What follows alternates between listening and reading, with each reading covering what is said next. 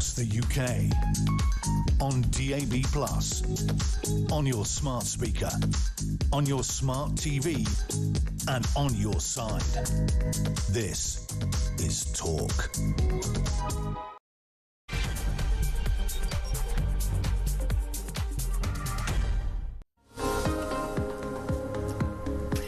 Hello there, and a very good evening to you. It is Petrie here with you up until 1 o'clock, and coming up at midnight, of course, the hour-long phone-in. And considering that our first story to kick the programme off today is a Sun exclusive, inside the chilling rise of dating app killers who lure matches to their deaths and why it's impossible to stop them. I thought at midnight we should have a conversation about these apps and if you've ever used them, and what kind of disasters have you experienced. Now, obviously I don't expect people that you know to have been murdered, but if you use these apps, how do you make yourself safe? How do you keep yourself safe?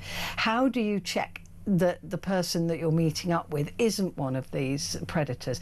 I just find the whole thing absolutely terrifying. I've never used one of these apps for various reasons, but they just scare me because you just don't know who you're going to meet. Looking in the Sun this morning and reading this story, it just made me think, oh yeah, we do know of these killers, and they get quite a profile, but unfortunately they are able to start again. They're able just to jump to a different dating app and start all over again, even with the same information, and nobody stops them. Why? Why are we in this country as women so vulnerable, and men actually, because there's been some grinder killers as well. So I really want to talk to you about that, your disasters using these dating apps. I'm sure there'll be some funny stories in there as well. But how do you make sure that you're safe, that your friends are safe? Do you have a check-in process? Do you have a check-in procedure? Do you have do you follow your friends on their phones?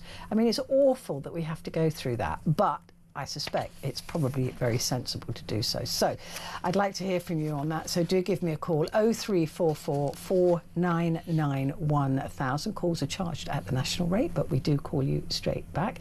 You can text as well. Put the word talk and then your message to 87222. So that's how to get in touch. Other things that we're looking at this evening, Rhea Freeman is here talking about the most hated man in America. Another PR disaster caught on, another CEO caught on camera behaving badly. We'll be talking about that. Alex Three Lines Irons is here as the transfer window slams shut, and we'll catch up with that latest news. All of that is to come. Oh, and Clare Mulun on the papers at 11 o'clock. So all of that is to come. But let's start off with this story. An investigation exclusively in the Sun today highlighted the dangers of dating apps and how actual killers are using them to find their next victim. And it's apparently, in this country, impossible to stop them. Popular apps are powerless to stop criminals signing up, as there are currently no mandated safeguards in the UK. In the US, popular dating app Tinder has an optional service where people can pay for a criminal background check before meeting a prospective date in person. Not very romantic, but perhaps sensible. Nothing like that exists here, and there are calls for these apps and the police to work closely together and help users stay safe. Well, the reporter that looked into this exclusive and wrote this was Emily Davies, a reporter at The Sun, who joins me now. Emily, thank you so much for joining me. This made for really quite horrific reading, especially when you broke down for us the people who were known criminals who just went straight back to the dating apps, either after a prison sentence or community service or whatever it was that they got. That is really scary.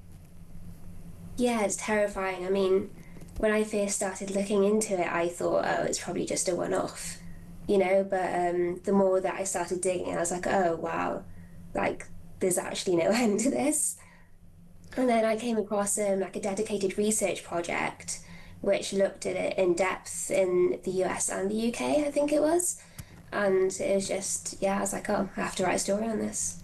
But I suppose the difficulty, isn't it, with the rise of these dating apps is that how can they ever be secure in a way? I guess something my friend actually said to me when she read the story, she said, oh, if they can introduce mandatory ID checks for porn, why can't they do this for dating apps? And I was like, oh, I didn't even think about that, because surely this is a lot more dangerous than porn. Like, you're meeting these utter strangers in person with no safeguards. Surely you should be sure that they are who they say they are, because lots of people lie about their identity. Well, they lie about everything, don't they, on these dating apps as well. But if you're in a situation, right, you're a single person, and this seems to be the way that most people meet nowadays.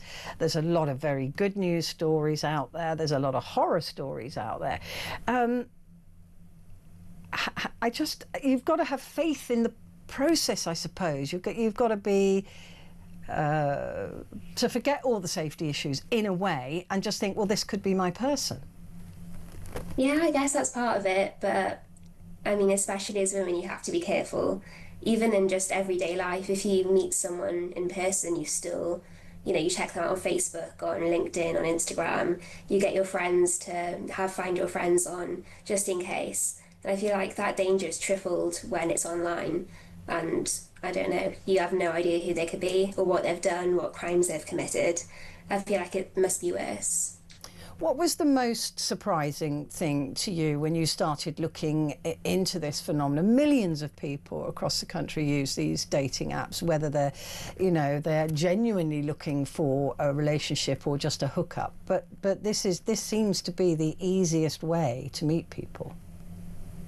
For me, it was actually the person who first made me want to look into this story is the candlestick killer. So back in 2014, he was a Swiss, and he murdered a young Brit with a candlestick. He bludgeoned him to death and then stuffed the wax down his throat. So he was jailed for, I think it was 10 years, and then he was released. And then there were screenshots of his profiles on Hinge and Bumble going around on Twitter and Reddit being like, this guy is bragging about being a convicted killer. Like, who is he? And then people were like, oh my God, I know who this is. And then sending me news articles about what he did. And it's just like, if he hadn't bragged about that, women wouldn't have known. They would have gone out with him, not knowing they were literally dating a killer. And there was one woman, wasn't there, who accidentally ended up on a date with him and then realised who he was after he was bragging about being a killer, and he invited her back to his place. I mean, I don't even understand that. And she nipped to the loo and ran away. Yeah, I mean, we've all been there. We've all had second thoughts on a day and nipped to the loo and ran away. But in this case, it's a bit more drastic, being like, oh no, he's a killer. And then it goes for all sorts of crimes, though. I mean, there were women who realised that their partner had been done for assault, for domestic abuse, for other, I suppose, less scary crimes. But some women went to the media and were like, this guy's done this, he found me online, he's done it before, like, be wary of him. But some people might not know.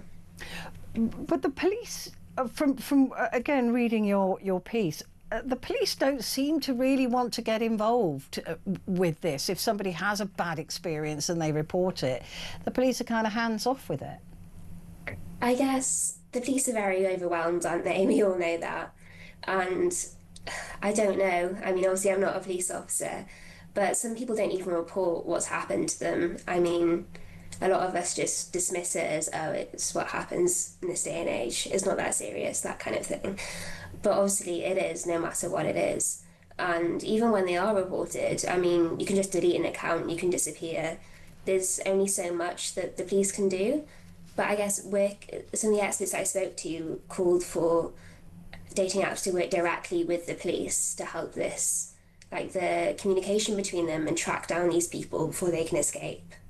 Yeah, because I mean these are serious crimes, and as you said, a lot of them are not reported. There will be a lot of women who are raped on a night out and who don't report for shame or for whatever reason, and therefore these men can just continue with this predatory behaviour with no checks and balances. I mean, even Clare's law can't really help, can it?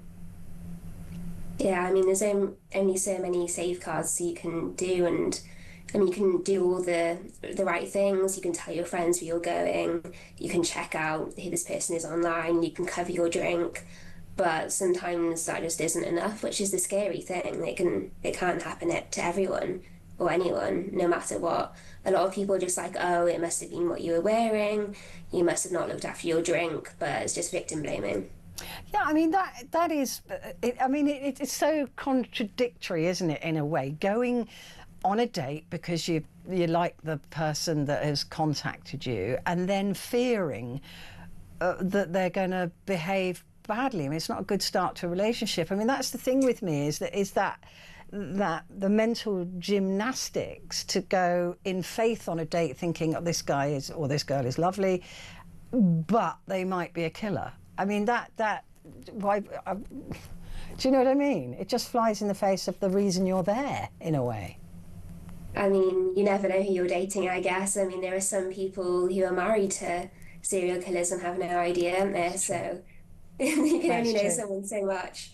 But yeah, I mean, obviously talking to someone for a few days or a few weeks before you actually meet them, just to check out that, they're not just putting on a front for a while. I guess phoning them is another way, FaceTiming them to make sure their photo actually matches. Obviously, dating apps have the photo ID verification, but it's not mandatory, which I think maybe it should be, because a lot of people just, I don't know, take an image off Google Images and are like, yeah, that's me, why not? I'm 6'5", blue eyes. Yeah. I mean, you're a young woman. My producer told me your age. If you can reveal that if you want to, but I wouldn't do that. Yeah, I'm 25. You're 25. Okay. Do you use these? Would you use any of these dating apps yourself, and would you recommend your friends to use them or to not use them?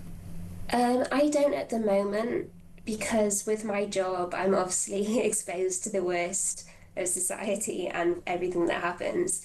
So personally, I just don't feel safe, and I don't feel like the risk is worth the reward.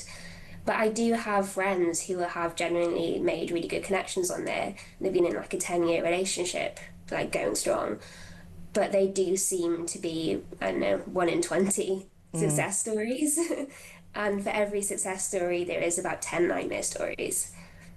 I mean, it's even men as well, because of Stephen Port, the grinder killer, a very famous case this, because the police didn't join up the dots and they took a long time in putting these deaths together.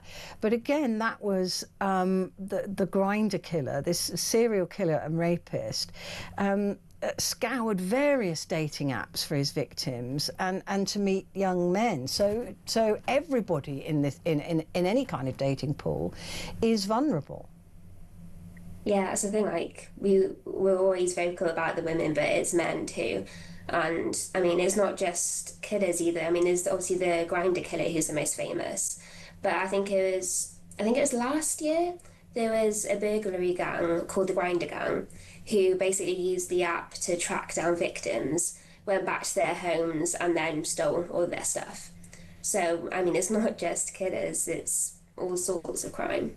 And I suppose also, particularly with the gay community, there will be gay men who prefer not to be outwardly gay, or prefer to live a life where they're not declaring themselves as gay men, which makes them particularly vulnerable to this kind of either scamming, romance scamming, or indeed violence against them. This killer, Jack Crawley, who was 19 years old and a homophobe, tracked down a married or a dad of 2 kids and lured him into a situation and then killed him. So there's a lot of you do make yourself really vulnerable, I guess, when you go and meet these people. Yeah, definitely. I mean, in any sort of romantic situation, there's a degree of vulnerability there.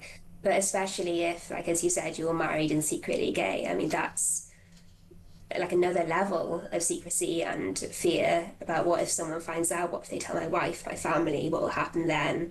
So I guess that a lot of people can be blackmailed as well as all this, and it's just, yeah, level of fear that's it's horrible. Which is another reason why a lot of men don't report rape, of course. Yeah.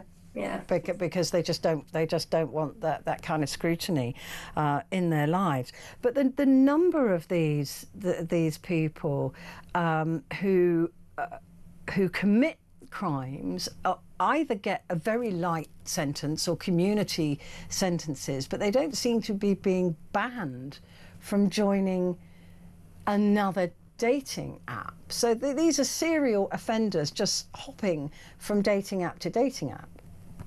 That's the thing. I mean, there are calls for the dating apps to work closer together. I mean, a lot of the apps are owned by the same overarching company, which helps, but there are others that aren't. And if they work closer together, this would help, but it wouldn't stop the problem, because the dating app reporting project that I was speaking about, they looked at, they basically created fake accounts on Tinder in the US and got them banned for, I think it's reported sexual assault. And then they used the exact same photos, email addresses, phone numbers, and reapplied for an account, or changed like maybe one thing. And they succeeded in making a new account. There was no checks and balances against it, even though they shouldn't have been able to. I'm sure that since that study came out, the dating apps have made some improvements. I mean, everywhere is constantly trying to improve their security, and no one wants this to happen, especially not the actual apps themselves, because obviously that's not good for business at all.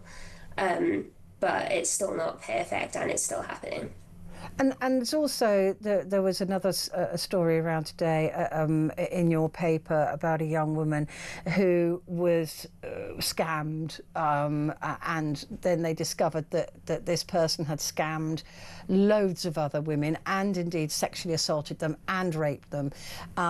But again, you know, there were no checks and balances on him. He was able to scam, I think, a couple of £100,000 from women, as well as raping and sexually assaulting them.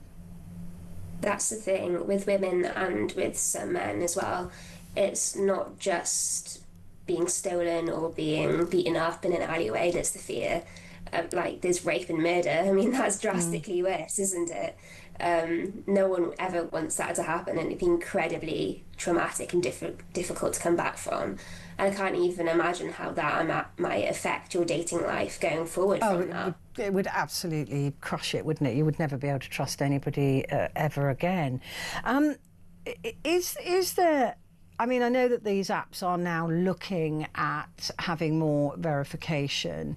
And I suppose the only other way is for women to or men to tell each other, if you can, that there are people out there like this. Are there forums or, you know, chat rooms where you can go? I mean, some of the case studies that I found were found on a thread on Reddit. And I know Reddit is sometimes a bit of a rabbit hole that you don't trust everything. Yeah. But they uploaded screenshots of the profiles and links to news articles. And you could see the same photos in some cases being used in the profile to the news article. And like same name, sometimes it was a different name, but the same photo. And yeah, I mean, there are ways to warn each other about it. Some people go to the media and they say, look, this guy did this. I'm afraid he's done it to other people. This is what he looks like. He's out of jail, like, be worried, basically. But there's only a limited amount of times someone might see that, and it's a very big coincidence. Exactly. And if they can just, at will, it seems, just start again. I mean, a lot of these men have come out of prison and got straight on the dating apps again. I mean, there was one case where a woman met a man online. He assaulted her. I don't think it was a sexual assault, but is a domestic abuse case, basically. She reported it. He went to court. He got given a suspended sentence. So he didn't actually go to jail. He didn't serve any time. And I think it was within 1 or 2 days, he was back on a different dating app. I can't remember which one she met him on, but he was back on Bumble the next day or the next 2 days. She saw it and was like, what the hell? And then she went to her local paper and was like, look, I'm really scared that he's going to do this to someone else. So there are ways to be vocal about it, and you can be anonymous. You can tell your story anonymously. You don't have to be named, because I know that's a big issue for a lot of people. Yeah. But you can do it online. Go to Reddit, Instagram, Twitter, Facebook even. I mean, there are ways to get the warning out. The trouble is, I suppose another thing is that a lot of people feel shame. They feel that they've been duped. They feel stupid, you know, that they shouldn't have put themselves, I shouldn't have put myself in that situation. I shouldn't have gone back to his flat on the first date. I shouldn't have walked down that alleyway on the first date. You know, a lot of women will, and men will, feel a lot of embarrassment about that. And that's part of the reason they're getting away with it. Yeah, I mean, that's the tale as old as time, really, isn't it? But really, it's people who are judging them for that are the ones who should be ashamed. Yeah. Because we've all done that. We've all made ill-advised decisions, maybe. If you had a drink or two, if you're having a good time, if you think you know them, if like you've met them before, been on a few dates, like we've all been there. Like it's just bad luck and a horrible person who's done that to you. Yeah, we've got to stop victim blaming. This also troubled me. Many apps encourage or require users to share their location to match with people in a certain proximity, which then can become a hunter's paradise for a predator, can't it? That's the thing. I mean, you can control the radius on most apps, I think. But if you want to match with someone close by, say you live in a really rural countryside village, for instance, if you put it on the max radius, you probably won't match with anyone outside of your village anyway, or the cluster of villages. So I guess if you want to keep it close by, you don't want to drive for miles to meet someone for a date, do you? So some people might do that, but then, yeah, if you live in an isolated area with not many people, if there's a guy who's doing that, who lives there, that becomes quite easy for him. Yeah, to figure out where you are and to find you. I've got a gay friend of mine who, wherever he is in the country, will go on to Grindr, and I think, look, yeah, this is a tiny little hamlet, or it's one house, or it's an Airbnb that you're staying in. You just think that, you know, that person knows where you are. That is really scary, but he will do it all the time. Yeah, I guess it's the risk versus reward again, isn't it? Yeah. But I don't trust them. I mean, like you, I sort of see the rather shady side of life, and also with a name like Petrie, I was always a bit worried about weirdos, you know, who either love me or hate me. You know, it was never going to happen. I'd rather be single with my dogs, to be perfectly honest with you, Emily. I think that's the safest route. that's the life. Yeah. It has been lovely talking to you. Congratulations on the piece. It's really an Thank excellent you. piece of work. Thank you very much indeed. Emily Davies there, news reporter at The Sun. And for more on that story, you can find it in The Sun newspaper, or indeed The Sun online. Really scary stuff. But I'm going to take a quick break. Back in a second.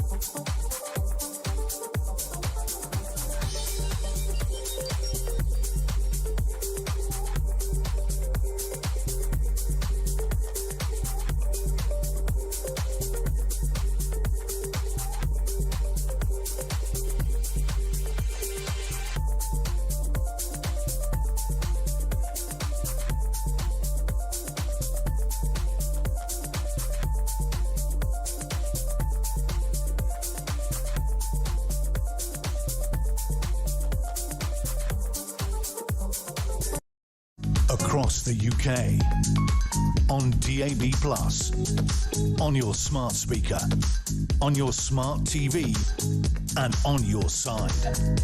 This is Talk. Hello there, this is Talk and it is Petrie, and our biggest competition is now live. It is, and we're giving you the chance to win a whopping £25,000 plus Oasis tickets. Two lucky winners will win a pair of Oasis tickets when they return to Wembley on the 27th of September. Plus, that's not all. Alongside the tickets, we're giving one listener that chance to win that huge 25 grand. That will come in helpful coming up to Christmas, won't it? For all the details and how to enter this amazing competition, listen up right now. 18 plus, UK excluding Northern Ireland. For a chance to win, text the word cash to 83338 and you're in the draw. Text costs £2 plus one standard network rate message. You must have the bill payer's permission, or you can enter for free by calling 0330 880 338. All entries must be received by the 19th of September at 9 a.m. This is a TalkSport limited promotion run on TalkSport, Talk and Virgin Radio UK stations. Full terms and conditions at talksport.com. So there you go, 25 grand and two lucky winners winning that pair of Oasis ticket. That's extraordinary. So make sure you get in touch as quickly as you can, because the 27th of September is about, what, 5 minutes away, the way this year's going. Right, coming up at midnight, it is the phone in, and I want to know about your dating disasters, particularly if they happened through one of these dating apps. There's, well, I don't even know what they're called. Hinge, OkCupid, Plenty of Fish, all sorts, Grindr, Tinder. There's loads of them. I'm sure you can tell me more. But I want to know if you've ever had any sort of wobbly feelings about it, if you've ever had to escape a date, if you've ever had to where you've just got that gut feeling. I believe in a gut feeling. I totally believe in that, a gut feeling, and you just go, this is not working. So I'd like to hear from you on that. So please give, might have been a blind date, might have been any other form of dating, but you just get that feeling that something's not quite right. Give me a call, 0344 499 1000.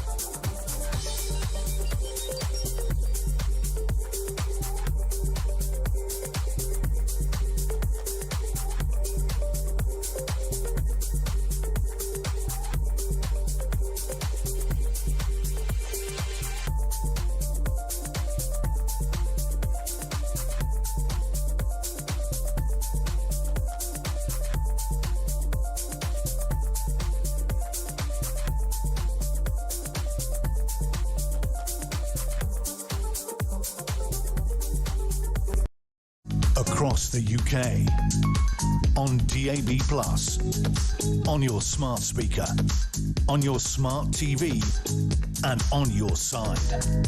This is Talk. It is and it is Petrie. And just to let you know that coming up, we're going to be speaking to Ria in just a few moments' time, Ria Freeman, in about 15 minutes' time. And then Clare Mulun is here at the top of the hour to go through the newspapers. But first, it's Alex Three Lions Irons, a TalkSport presenter and producer, after a window has slammed shut. Hello. Yes, it has indeed, and not one that I slammed earlier while trying to keep the room as quiet as possible. Now. It is. I came home in a hoodie earlier. It didn't make any sense at all. But with that window slamming shut, I am, of course, talking about the transfer window, keeping the heat in for all the transfers that have been happening across. Today in particular has been a very, very busy day. Liverpool in particular have had a very busy transfer window, and it's gotten even busier for them as they signed striker Alexander Isak, the Swedish striker from Newcastle, for a British record fee of £125 million. Now, how is that money divided? Who gets that money? So I'm pretty sure I've not seen any of the what it says on the contract, but it will be going mainly to the club. Of course, the agent will get his agent will get a part of that fee as well, and there'll be other bits in the contract that says that money will be going elsewhere. But it could be worth as much as 130 million with add-ons as well, depending on how he plays as he hits certain goals throughout the season and through the next coming years. The player gets a different amount of money, though. Yeah, so he'll get a set fee every week, which is going to be an extortionate amount, especially for a Liverpool player. They had originally offered £110 million. That was rejected in August during the transfer window. But yeah, Alexander Isak has gone to Liverpool, and they've already picked up one of the strikers that Newcastle were trying to aim for earlier in Ekitike. He's playing for Liverpool, and now they're on the same team, but not necessarily where we thought they were going to be at the beginning of the transfer window in July. Do they deliberately wait? It always seems to be this mad rush at the end of as the window is about to close. Do they deliberately wait that long to get a better deal, to close a deal quickly, to not expose what they're planning? Why is there always this frantic last day of this transfer window? I think it's just everyone rushing to get these things done. I support a club who made all their signings today. Before then, they'd only spent, I think, £500,000 on a reserve goalkeeper. So some clubs do their business throughout the window. Liverpool have done quite a lot of their business during the early part of the window because they were involved. Well, actually, no, they weren't involved in the Club World Cup. I'm thinking of City and Chelsea. They had their early transfer window because they're in the Club World Cup. Liverpool did a little bit of spending, and then they've just sporadically spent across the transfer window. But they spent close to, I think, nearly 500 and I think over £500 million or £500 million during this transfer window already. Just Liverpool on their own. Will this now be scrutinised to make sure that they haven't spent more money than they should? Well, they haven't spent a lot of money in regards to transfers over the past couple of years. If anything, they were scrutinised last summer for not making any signings at all. And then they still went on to win the league anyway. So, if anything, they've strengthened from that team that have won the league. They've strengthened in every area, and they're going to look dangerous. They've already won, or they're already at the top of the league at this point, and it kind of feels like, as a couple of people said around the office, to give them the title as it is, or just give it to them already, because it feels like they've already won the title just by signing Alexander Isak for, like I said, a whopping £130 million with add-ons. Cool. You're going to have to tell me what this stands for. PGMOL. So PGMOL. It's the referees advisory board. So they are in charge of the referees across the Premier League and the EFL. PGMOL. I like to say PGMOL. PGMOL. I think it really rolls off the tongue. It's great. Okay, so they've apologised to Fulham. Yes. So including a Liverpool game here. So Michael Salisbury was meant to be officiating for the game between Liverpool and Arsenal yesterday.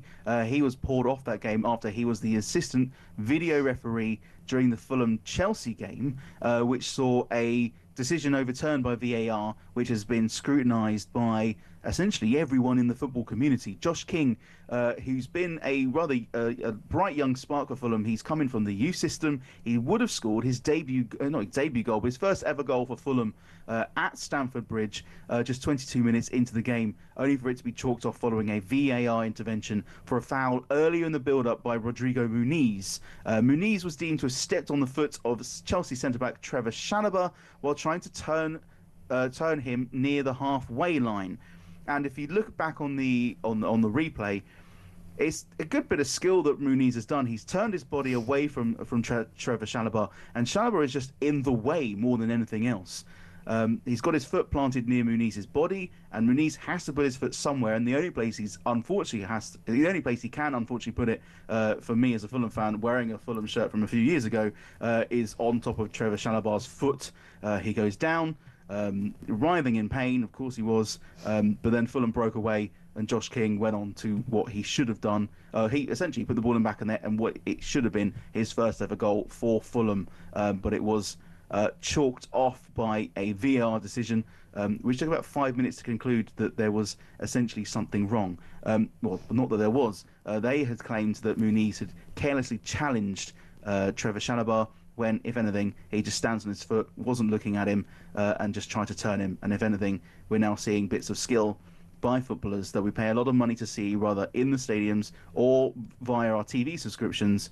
We could see less and less of that now, because players are getting decisions given away against them for merely standing on someone's foot. But does VAR, though, it makes the decision, does it? But is it not overseen by human beings? So VAR is overseen. So the referee in this instance went to the screen to have a look and watch it. It's just basically watch it back, and they essentially everything's recorded. So they'll rewind it back and watch it, and then they'll slow it down so they get a really slow, and they'll zoom in on it, and it feels like that referees are looking for goals more than anything else, or looking for reasons to disallow goals. And I'm not just saying that because I'm bitter. A lot of people have said this throughout the years since VAR was introduced, and I'm all for VAR being introduced and for it being in the Premier League. Although I wasn't saying that after Saturday afternoon, but it feels like it's not really the VAR. The goal is a goal unjustly ruled out by VAR. I mean, it's the human beings that oversee it that read it in a certain way. So it's the VAR referee. So it's not a robot that's deciding. So VAR is they're based at IMG in Stockley Park near Uxbridge, and there'll be a group of one referee is allocated as a VAR referee, and they've got an assistant, and they'll be in a booth watching the games, just seeing if there's anything that happens in the build-up play, and they can direct a referee to something that they may have not seen, which you could say in this instance is something that has happened. The referee let play on, maybe didn't see a potential foul or a careless challenge, as it's been said in this instance, but it feels like the VAR is overstepping the mark and has been for quite some time, and it feels like this instance that we had at Stamford Bridge, which then saw Chelsea go on to win 2-0, maybe overstepped the mark just once too far. Yeah, and an apology is no good, is it? Because it's not going to give Fulham a point, though, is it? Yeah, it's not, and also it's not that losing that point could have put them on the back foot for the rest of the. Do you know what I mean? So yes, exactly. You can't make up for that. But it wasn't a great weekend for VAR elsewhere, was it? No. So former Fulham manager, now current Burnley manager, Scott Parker, he's saying that video assistant referee decisions are threatening to turn football into the most sterile game there is, after his side lost to a controversial late penalty at Manchester United. Where we heard those words before. Ruben Amorim's team were awarded a penalty deep into second half injury time when Jade Nanty was penalised for grabbing Amad Diallo's shirt inside the penalty area. Referee Sam Barrett initially waved play on, but after reviewing the incident on the pitch side monitor, he awarded the spot kick, and Bruno Fernandes held his nerve this time to earn Manchester United a 3-2 victory. Scott Parker, very, very not happy. He's saying it's the way that this game has gone, quadruple checking everything every minute. On the field, the referee didn't give the foul, and then we've re-refed it. It's not the ref, it's a fella 200 odd miles away in a box. They also had an instance where their striker, Lyle Foster, also had a goal ruled out for a marginal offside early in the second half, a decision which he has described as unfair. And looking at the pictures, which the offside would have been given by a semi-automatic offside, he is essentially offside by the sleeve of his shirt. That is how close it was. And if anything, if you're looking for... Not even his arm, just the sleeve. Not even his arm, the sleeve of his shirt. And people were looking at the initial decision as to why it was offside, and people couldn't see it. It's like, it looks level, it looks on. And the official reason was that he was offside by the sleeve of his shirt, which... I guess, semi-automated offsides, it should come into to essentially just double check that offsides are correctly given. And if they're marginal, I think it should always be given in the favour of the attacking team instead of the defending team. It's a sentiment that a lot of people in the footballing industry have got, that if you're very, very marginally offside, play should be allowed to continue. And Burnley have been essentially have had a goal chalked off them and then had a penalty conceded against them for two really, really unfair, dubious decisions. Yeah, I would agree with that. It just seems that there's no room for nuance in anything anymore. It's like if you're even if you're driving, most people all know you get caught on a camera and you're going, well, actually it was a mistake and I was only... Do you know what I mean? There's no humanity in these cameras. That's the problem. If you're 0.1 miles an hour over the limit, that's it. You've got to take a driving course for 8 weeks or whatever. Yeah, exactly that. And I think that's the problem. And you also saw it in the tennis as well at Wimbledon. People were saying that this is ruining the game. This is supposed to be fun in a way.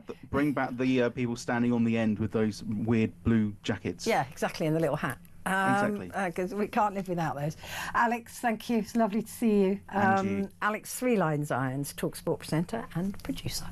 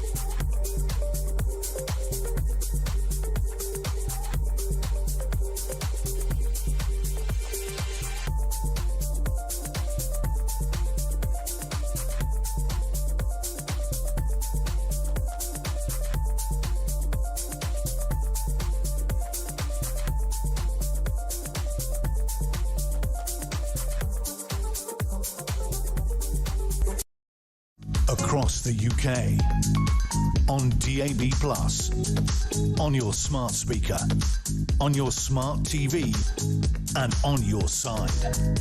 This is Talk. Good evening. This is Talk, and it's Petrie here with you. Just a reminder that coming up at the top of the hour, it's Clare Mulun. She'll be here to go through the papers for Tuesday. So, joining me now is Rhea Freeman, author, PR and social media expert. And we're starting off with the most hated man in America. Another CEO, almost another kiss cam incident, but nastier in a way. Rhea, good evening. Good evening. I hope you're okay. I'm very well. I still every time I see this footage, I cannot believe that a grown man, not least a millionaire, behaved in this way. Talk us through it. Yeah, so I feel say it's unfortunate. It's not unfortunate. Essentially, a grown man took a baseball cap, I believe, from a US Open player who was giving it to a small child, and the man took it for himself. He has since apologised and everything as well, but the optics on it are really, really bad. I mean, he's a big, a big strapping man, and there's this small child who looks completely devastated. I mean, he literally snatches it out of his hand. You can see in that somebody's gone through the trouble, bless them, of slow-moing it and freeze framing it. The little boy, little blonde, perfect-looking little boy who was getting a signature from a Polish player at the US Open, the player takes off his hat and without looking at the boy, hands him the cap. It's quite clearly meant for the little boy. The little boy actually touches it, but as he touches it, this CEO, Polish, I mentioned that because that's why he was there. He was, supporting his fellow countrymen, snatched the cap out of the little boy's hand, folded it up, turned away from the boy as the boy was saying, "Please give me my cap back," and gave it to his wife, who secreted it in a bag. I mean, it almost looked like they were stealing it. I mean, it was the worst thing. And of course, the internet, you're not invisible, you're not unknown if you're on the internet. The sleuths out there found out who he was and started bombarding his company. Absolutely, and a bit like with the whole kiss cam situation, it is also the company that gets dragged into it, and it's their brand, their name that also gets smeared with the behaviour. But what I think that the player actually did really well is there's a post on social media afterwards of him who he found the little boy called Brock and gave him products again. I think it's done really, really well for his own PR as the player. The CEO and his company, not so much, but it's an interesting thing, isn't it? Nowadays, it's not just your actions. It's when someone finds out the company you're connected with. Oh, indeed. How the public perception of them is also really, really tainted, and how that kind of can manifest itself in your future job prospects or even your stability of the position in the company. Well, it started off with Ratner, didn't it? Saying it about his own products, just saying these are rubbish, these are cheap rubbish, and then surprisingly, it all blew up in his face. I think he's back making money again now, but he went bankrupt and the company was sold to somebody else. But yeah, I mean, there is a sense. This is a CEO of a paving slab company that took this hat from the little boy. Is it really the company's fault? But like you said, it just reflects really badly. No, absolutely. I mean, I personally don't think it is the company's fault at all. And again, thinking about the Coldplay situation, it wasn't the company's fault that people within their organisation acted in a way that was far less than ideal.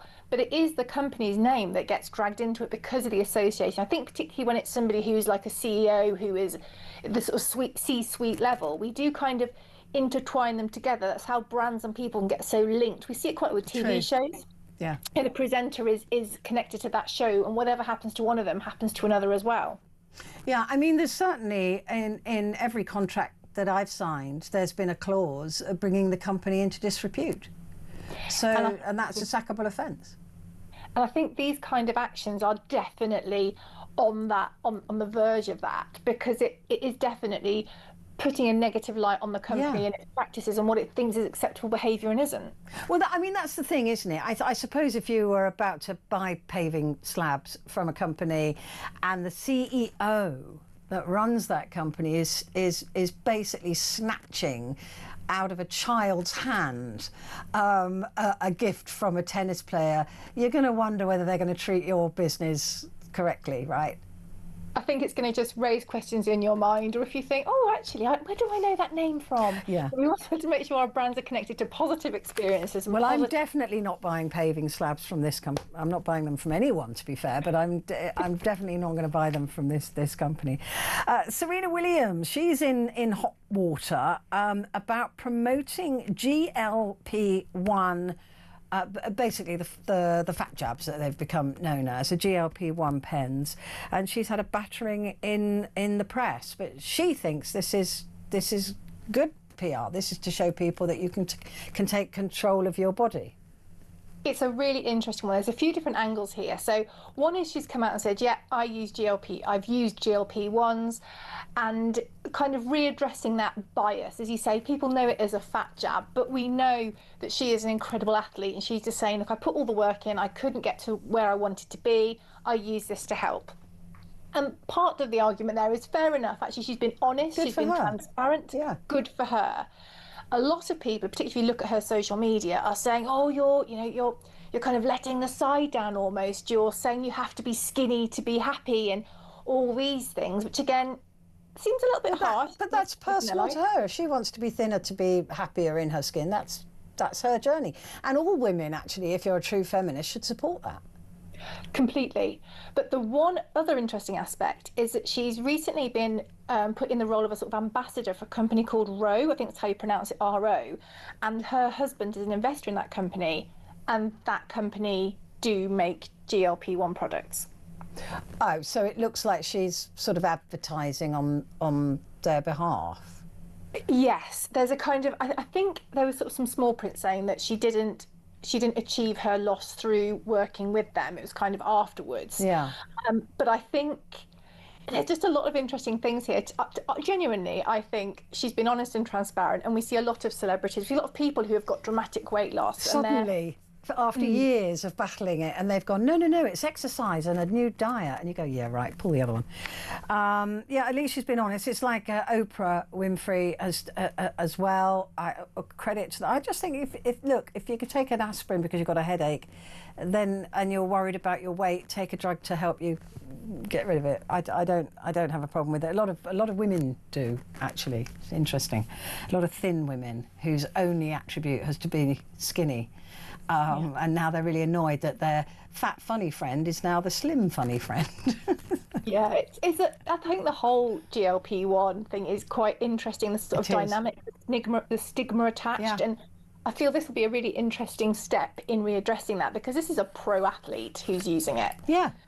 And so what? You know, I've seen some of the comments going, oh, you've let this, like you said, let the side down, you know, oh, shut up. She can do what she likes. It's her life. We only get one of them. Rylan is also in hot water for a different reason. I do wonder why people who are light entertainment, their whole selling point is that they're funny. I've met Rylan a couple of times at This Morning.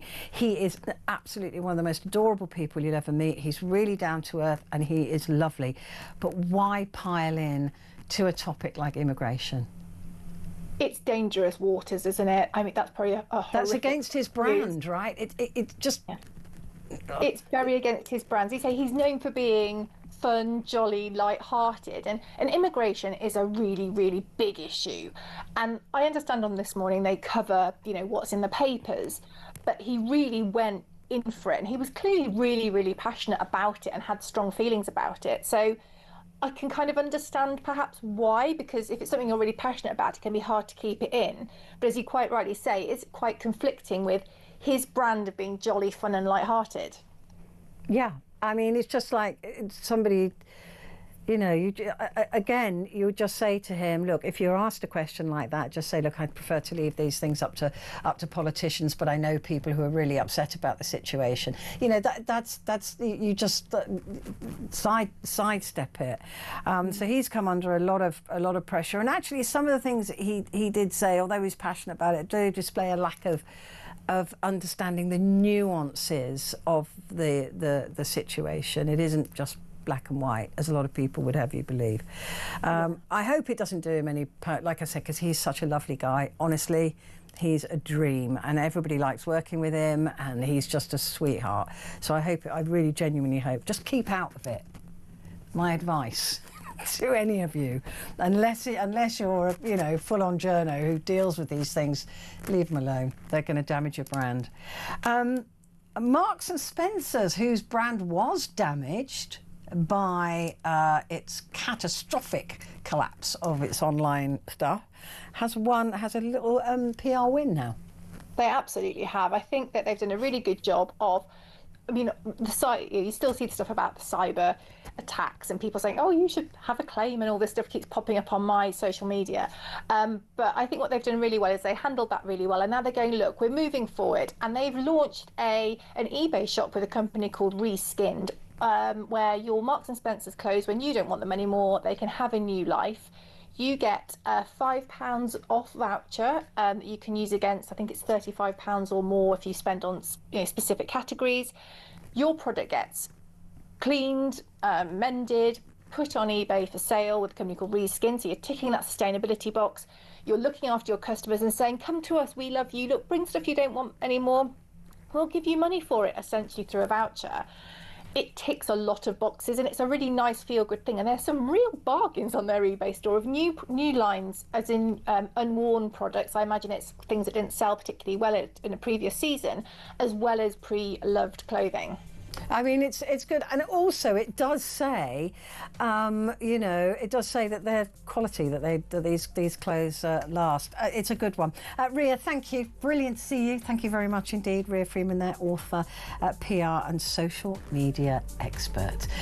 Right, stay where you are, because coming up it's Clare Mulun who will be here to go through the papers for tomorrow.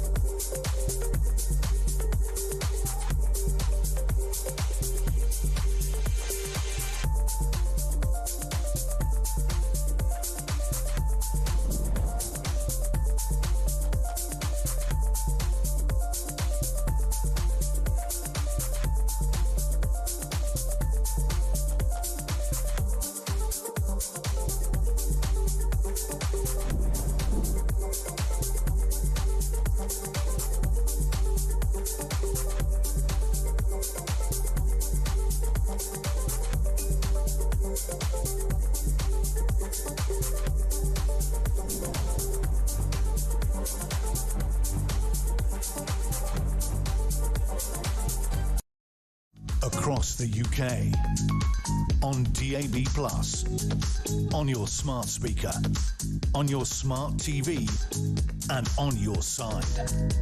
This is Talk.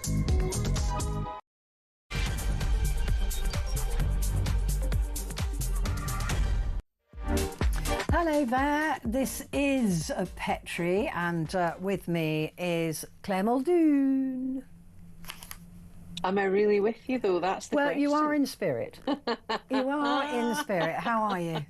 I'm missing you, my dear friend. I know, How I miss you. I know.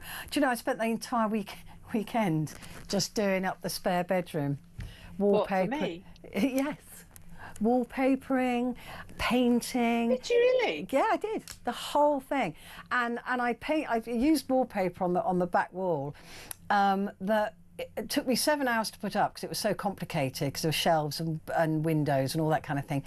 And it's up there and 7 hours to put wallpaper up to look like there's no wallpaper up. Just looks like a plastered wall. Wow, that's a talent. It really is. What a waste of time. But anyway, I love it. I think it looks great. How are you? Good? I'm really well. My eldest got engaged yesterday. I know, Oh right? my, that's grown up. I know. Do we approve? Yeah, we absolutely approve. Yeah. It's really lovely news. It's just Well, so lovely to congratulations, say. mum-in-law. Thank you, mother-in-law. Oh my God, I know. And you're going to be that scary mother-in-law as well, aren't you? Don't watch it, right? We might be a studio apart, but I know where you live. I know you know where I live. Let's before we get to the papers. The Sun had an exclusive today, which I thought was really interesting, and it was about these dating app horrors. That there's a chilling rise of dating app killers. This is really easy hunting ground for people with ill intent. Have you ever used a dating app? No. Have you? No, me either. Never. There's enough of me online without anything else like that. I mean, it's just preposterous, really. It'd be like, who? What? No. Well, they'd sort of be able to Google. That's the problem with us. They'd be able to Google us like that and know everything about us, but we wouldn't be able to do that about them. No. And I've always found them a bit. The idea of them very, very scary. Well, I only know from friends who have uploaded these apps and used them, in fact, that none of them work. Oh, really? I don't know any success stories from them at all. I don't actually, thinking about it. I really don't. No. So, I mean, it's very much your life in their hands. And I think it's a very sanitised way of meeting people. And I don't like this idea of people swiping either left or right. I couldn't tell you which way you would swipe if you wanted it or not, or wanted the person. And I just find it wholly unedifying, actually. Yeah, because you meet and then people that you would say physically or whatever wouldn't be your type, and then you just absolutely fancy them because they're really funny or they're brilliant or whatever it is. With me, it's humour. And they don't have to fit any physical type at all. No. It just depends on if it clicks, right? So if you're stuck to an algorithm saying, oh, I want somebody to look like this. And how do you know if the picture's real or not? Well, you don't, do you? And in fact, you know, if it was at some point, I didn't see the front page of the Sun today. I mean, I did all the other papers, but, you know, I was just making the point to one of my kids actually yesterday. You don't really hear of serial killers anymore. Doesn't mean they're not there, though, does it? But that's my point. Yeah. In fact, I'll tell you why, actually, because we're watching the first series of True Detective. Have you watched that? Yeah. Oh, gosh. So good. Worth the watch even again. Yeah. And it's just this whole thing. Remember back in The Silence of the Lambs, back in the late 80s, early 90s, there was all this thing for serial killers and, you know, everything else. You don't really hear of them now. No. I mean, I'm not saying that's not a bad thing. No. But I'm obsessed with watching the like many women are, but these crime documentaries and things like that. So yeah, we had the Moors murderers, and then we had, you know, the Gloucester couple, Fred and Rose, and then you had the Yorkshire Ripper, all of those. But you're right. I mean, there was that guy Stephen Port, who was the grinder killer. There's going to be a new drama out. I think it might be a Netflix one on John Warboys. Remember? Oh, the yeah, the cab driver. 100 women. I know. Well, if not more. That's what they're saying. They don't really know how many. It's just awful. It's just horrific. Yeah, so I'm just really interested as to who uses these things anymore and what kind of... Is that your question of the night? Yeah, and just what kind of protections they put around. Because it's counterintuitive, isn't it? You go on a date because you think this could be your future love, but you're protecting yourself from the fact they might be a murderer. I mean, that's not conducive to a happy start of a relationship. Is it? All right, yeah, exactly. No, covering your glass. Lay all your cards on the table, right? Yeah. Let's see which one you are. Could you just tell me, are you a murderer? No, it's really scary. And actually, in this country, they even when they've done bad things, they hop to the next dating app, even if they've spent time in prison, and there's no way of stopping them from doing that. There is in the US, but not here. Anyway, talking of the US, the Seattle Times, judge puts a halt to Guatemala deportations. Did you see this? It was 600 unaccompanied children were put onto planes over the Labour holiday weekend to be deported. And I think it was Sunday morning that lawyers sort of leapt and ran to the courts to stop this from happening. It was an extraordinary drama played out overnight on the holiday weekend. And at the moment, the children are still being held, but they haven't been sent back, unaccompanied, to Guatemala. What do you make of that? It's just horrific, isn't it? I mean, it's just, to take a child, to rip the child away from, its environment is, in my view... That it's probably only ever known America. Yes.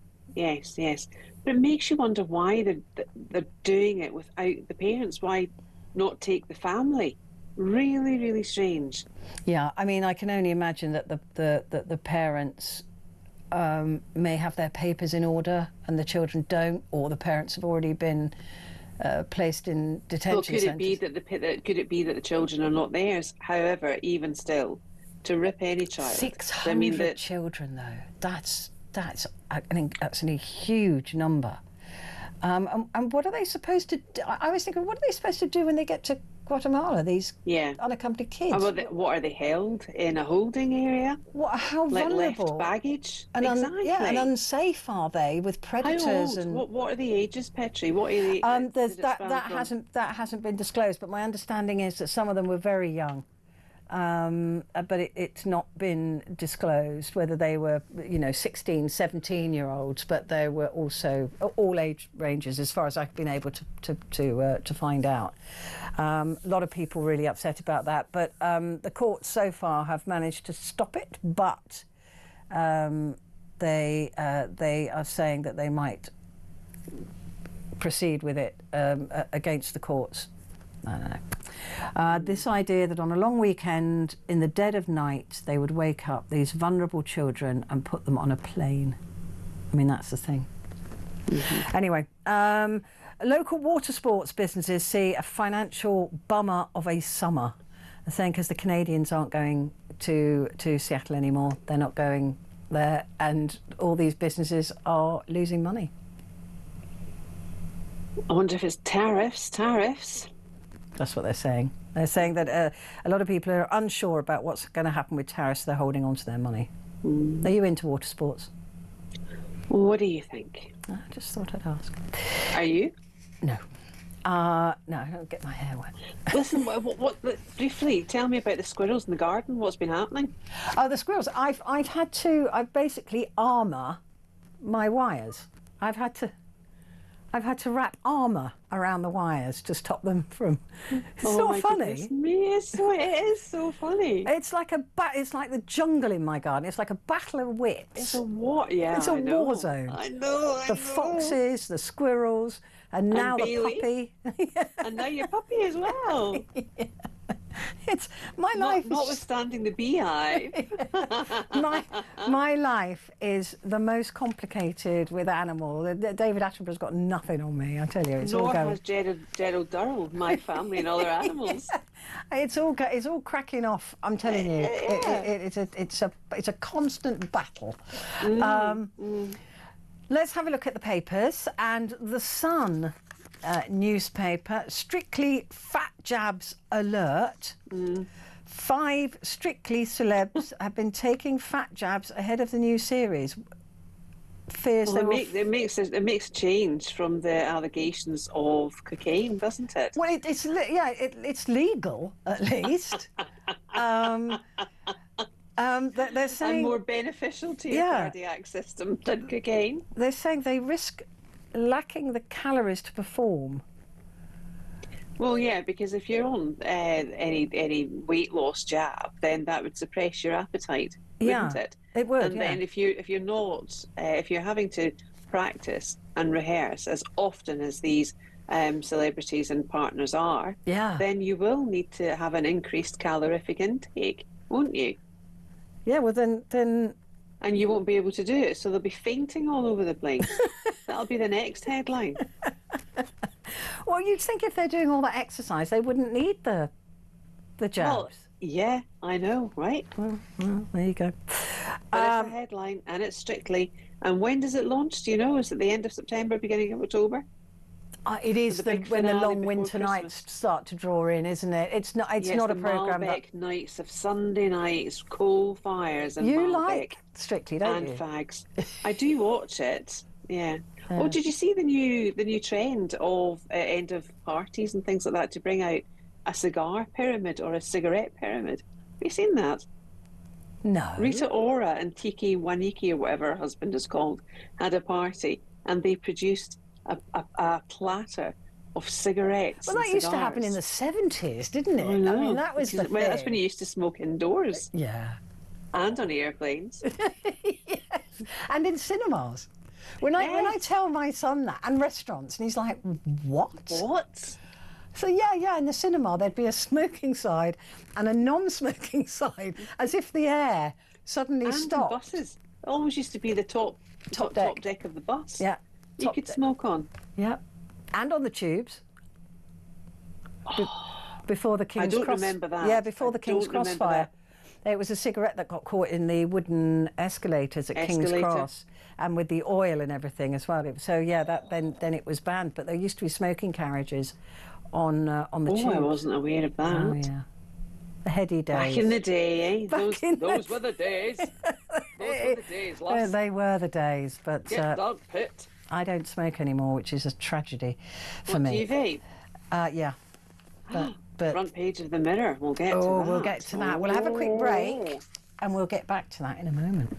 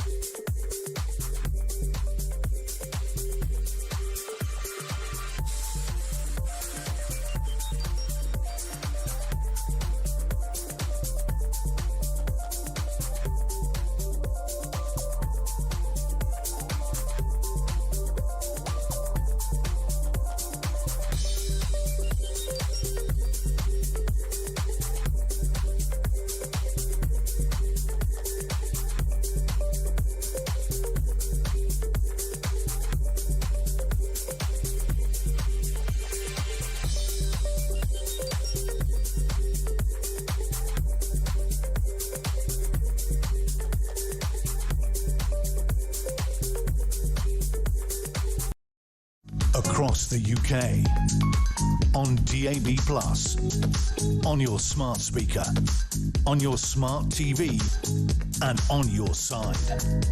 This is Talk. Hello, this is Talk, and it's Petrie, and with me, in spirit if not in actuality, is Clare Mulun. The Metro for Tuesday, Clare, the headline there saying, I'd be safer in Somalia.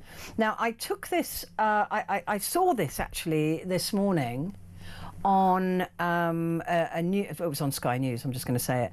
It was an excellent piece actually, where a lot of people were interviewed in a particular area of Nuneaton, and this fella wants to go back to Somalia.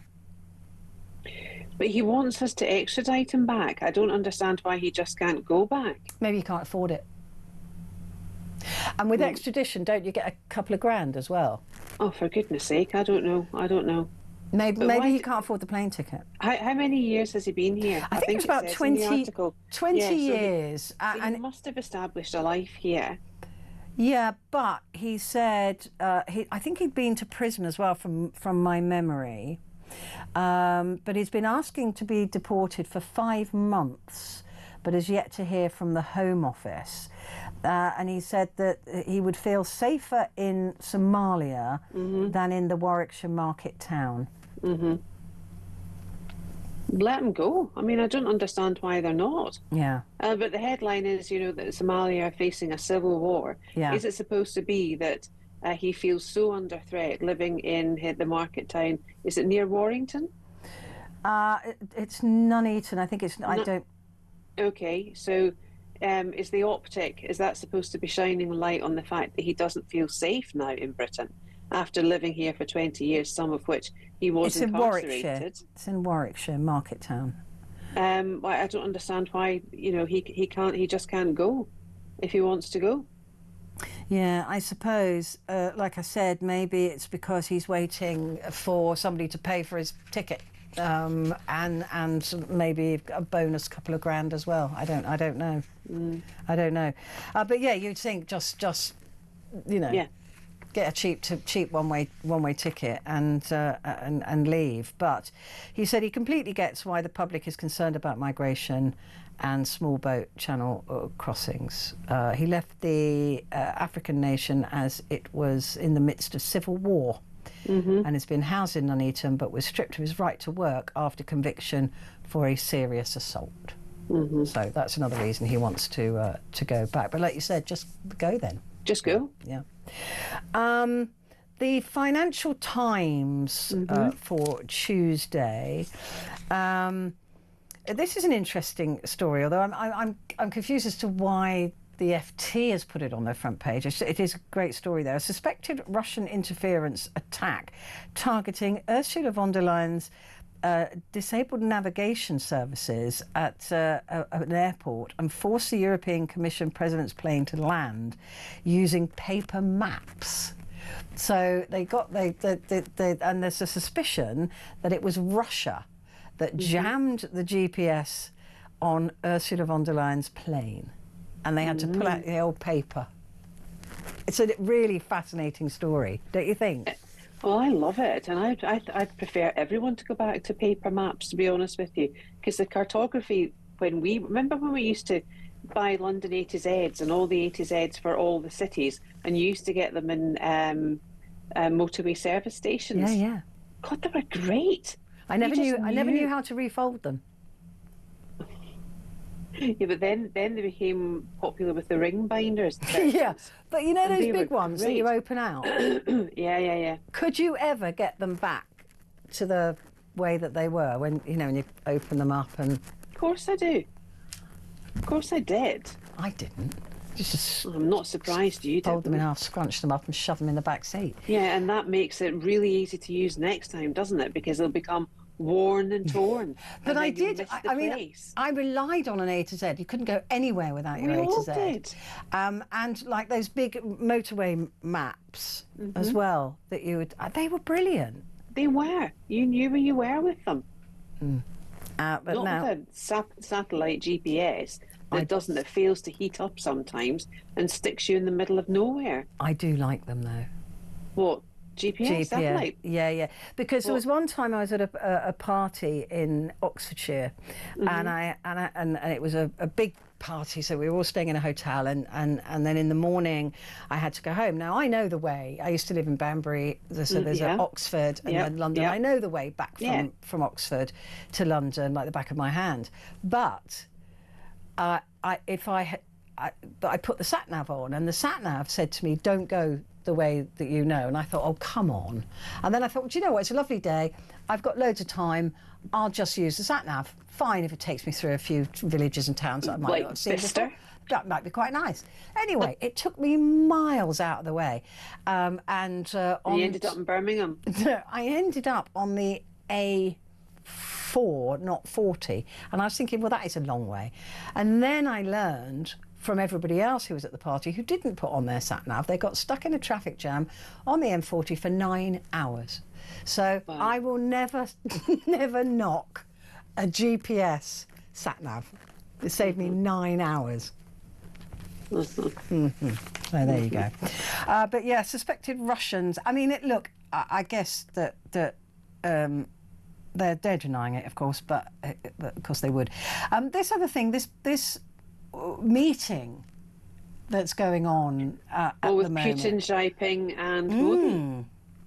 And Modi, a very strange sight of... Strange cocktail, isn't it? It's not, slightly toxic, I would have said. But the image of Putin and Modi holding hands was certainly one that I won't forget for a while. Modi, obviously... They look rather comfortable, actually. Iran was there. I mean, all the worst players in the world were at this meeting. So that it's to be seen, really, what kind of... They want a new world order. They want to control oil. Yeah, and they've got the power, the money, the manpower in which to do it. Yeah. I mean, we've already had the Industrial Revolution. I think we're going to go now to the AI revolution. But I mean, also, you know, the globe has never seen America in this state before either. No. So it's the distraction there, the inward-looking Trump administration, and it's globally. I don't think they're inward-looking, Petrie. I mean, I think they're looking for America's best interests. Do you?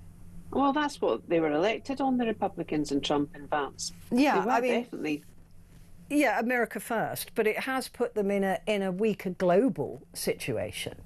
The isolation tactics. I think the weaker, if you perceive it as a weaker global situation, then where do you place Britain in all of that then? Well, we're nothing in the world. Well, we are absolutely. We're absolutely nothing. But this is where Russia, Iran, China, and everybody else takes advantage. We've already seen a lot of business routes being redirected, avoiding America and going through China. China is growing in strength. America is weakening in strength economically, and so that's the point. Is that this collection of people now at this meeting are able to capitalise on the redistribution of trade around the world. Don't you find it interesting as well that neither of those countries that we've cited that are meeting with Putin, where is he? Is he in China? Yeah, actually, it's in China. He? Yeah. None of these nations are rushing for their net zero either, are they? No, I think they'll be because you've got Russia, Iran, it's all and China all loving the oil and coal. Yeah. So that's the FT for Tuesday. The Mirror, ban the vapes. That's why. That's what did I say? Yeah, I'll have to go back to smoking. Yeah, you will. It's very bad for you. Don't do it. I know. So ban the vapes. Health experts have called for vapes to be axed amid fears the device raised the risk of strokes, cardiovascular disease and asthma. This is on the back of a massive big cardiac, what do you call it when all the doctors get together? A seminar in Madrid. There was a big Spanish one for the Global Heart Foundation. So this must be one of the trends that came out from that. Yeah. But are they saying that vapes are as bad as tobacco? They're saying they're worse, actually. Worse? Yeah. But they're saying vaping could be causing irreversible harm to children's brains and hearts. There should be a ban on sale. So it doesn't say here about adults. So it's the well, age. We've already got a ban on the disposable vapes. Yeah. They're not allowed to be sold anymore. But they were a gateway entry to vaping for children because of all the fruity flavours. But it hasn't changed the availability. Of course it hasn't. I mean, you've got rechargeable versions of exactly the same thing. The same thing. And then when they run out of charge, they get antsy. When they run out of charge, they get, where's my charger? Oh my God. Like they need a nicotine fix. And you see people walking around, not just kids, but they're almost surreptitious now, and it's as if it's their dirty secret. It's like a... But I can't believe that a vape is worse than a cigarette because of all the toxins that are in cigarettes, as well as just nicotine, as opposed to nicotine and tar and all the carcinogens that are in. And rat poisoning. They're in cigarettes. So best not to do any of it, isn't it? Really. I'll just light up mine. Do you know what? I had a friend came round to my house the other day, and she said, she had just had to have her cat put down, and was really upset. And she said, I need to have a cigarette. And I said, no, go on. And she opened the back door. I said, no, don't do that, because I love the smell of somebody smoking. And she said she felt really awkward because I haven't smoked for about 3 years. But I really have absolutely. If you're in my house, I almost insist. I know. Because I love it. It's the smell. Right, so that's the Mirror. The Guardian. PM tries to regain policy control from Treasury in a number 10 shake-up. This shake-up is... What bizarre. Do you think? Yeah. What do you make of this? I was struck with the Guardian front page actually for tomorrow, because obviously it is the left-leaning paper in the mainstream media world, and even they couldn't put a spin on what's happened today. Phase two. PM tries to regain policy control. Well, it's all just a word salad, isn't it? But tries and regain. Yeah. They're very negative. Yeah. You know, they're not full of the confidence that the son of a toolmaker, who was trying to articulate the fact that Angela Rayner came from very humble beginnings. Could it be more humble than the daughter of a toolmaker or the son of a toolmaker, like he was, just in case you weren't aware that he was? But it's so strange. And Darren Jones, I mean, I really like Darren Jones. I've heard him speak. I think he's got his head screwed on. He doesn't pretend to be something that he's not. Clearly very bright. But I just think his move into Downing Street Finance is another slap in the face for Rachel Reeves at number 11. I think that Pat McFadden, nose on the ground, has heard that he might be the next Chancellor if Reeves was to be removed. And we know that there's a budget coming up, will be probably now in November. And we know it's going to be disastrous for every single one of us in terms of the way that our money will be taken away from us. You know? And to have, is it Manoush, who is... Shafik, Manoush Shafik, who was the Deputy Governor of the Bank of England, who's now also been brought in. It seems to me that Starmer is trying to lay the groundwork for a change, because the optic of him changing it now after Rayner being in the newspapers for over 8 days now about the £40,000, about inherent possibility of trust issues play there on inheritance tax and the building into trust of her children for one of her homes, and her taking advice from some company like Shoesmiths, for heaven's sake. And now apparently she's got this gagging order, so she can't speak about it. I find that very odd. It just seems that the way they are trying to communicate things from number 10 is as if they're treating us like a bunch of absolute numpties, Petrie. They cannot communicate, this party. They are absolutely... I've never known a party be so bad. And we've said this. We have said this together. Morgan McSweeney, what are you doing? He's supposed to be Director of Comms at Downing Street. What are you doing? We know your dad's making a lot of money, but what are you doing through migrant hotels? Come on. I know. Look, it's really...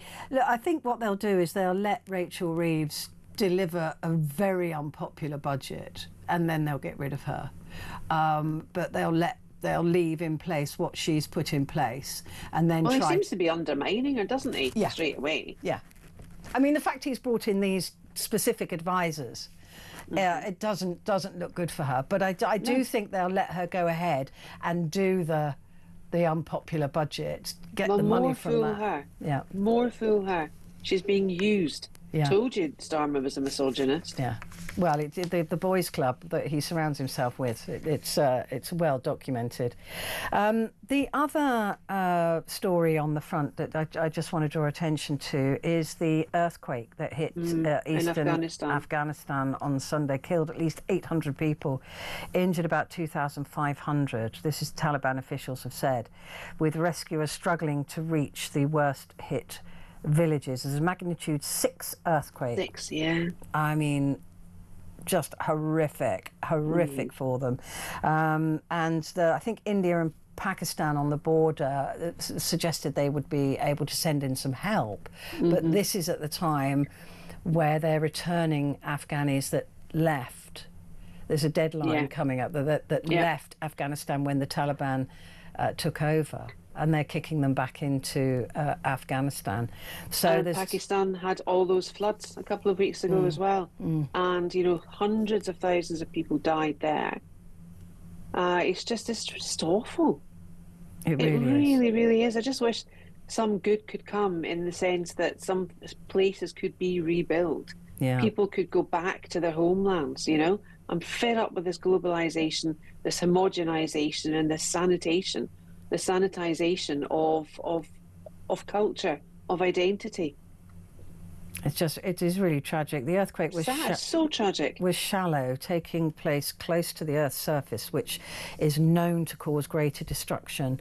Several aftershocks were reported throughout the night and into yesterday morning, which could even be felt in the capital, Kabul, more than 100 miles away. And just the devastation and a really tragic photograph there of a young man, a really young man, carrying what looks like the body of a baby in his arms, and there's still people trapped. The Taliban have tried to send helicopters into the area to get people out, but there's a lot of people and not very many helicopters, and they're not being able to get people in to dig for those people who are trapped. It's an absolute tragedy, another tragedy to hit Afghanistan. Quick break. And we'll be back.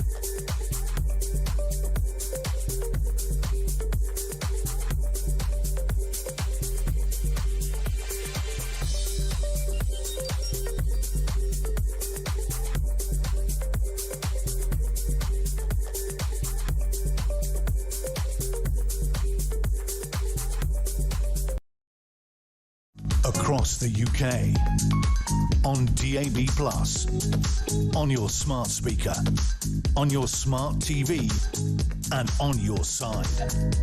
This is Talk.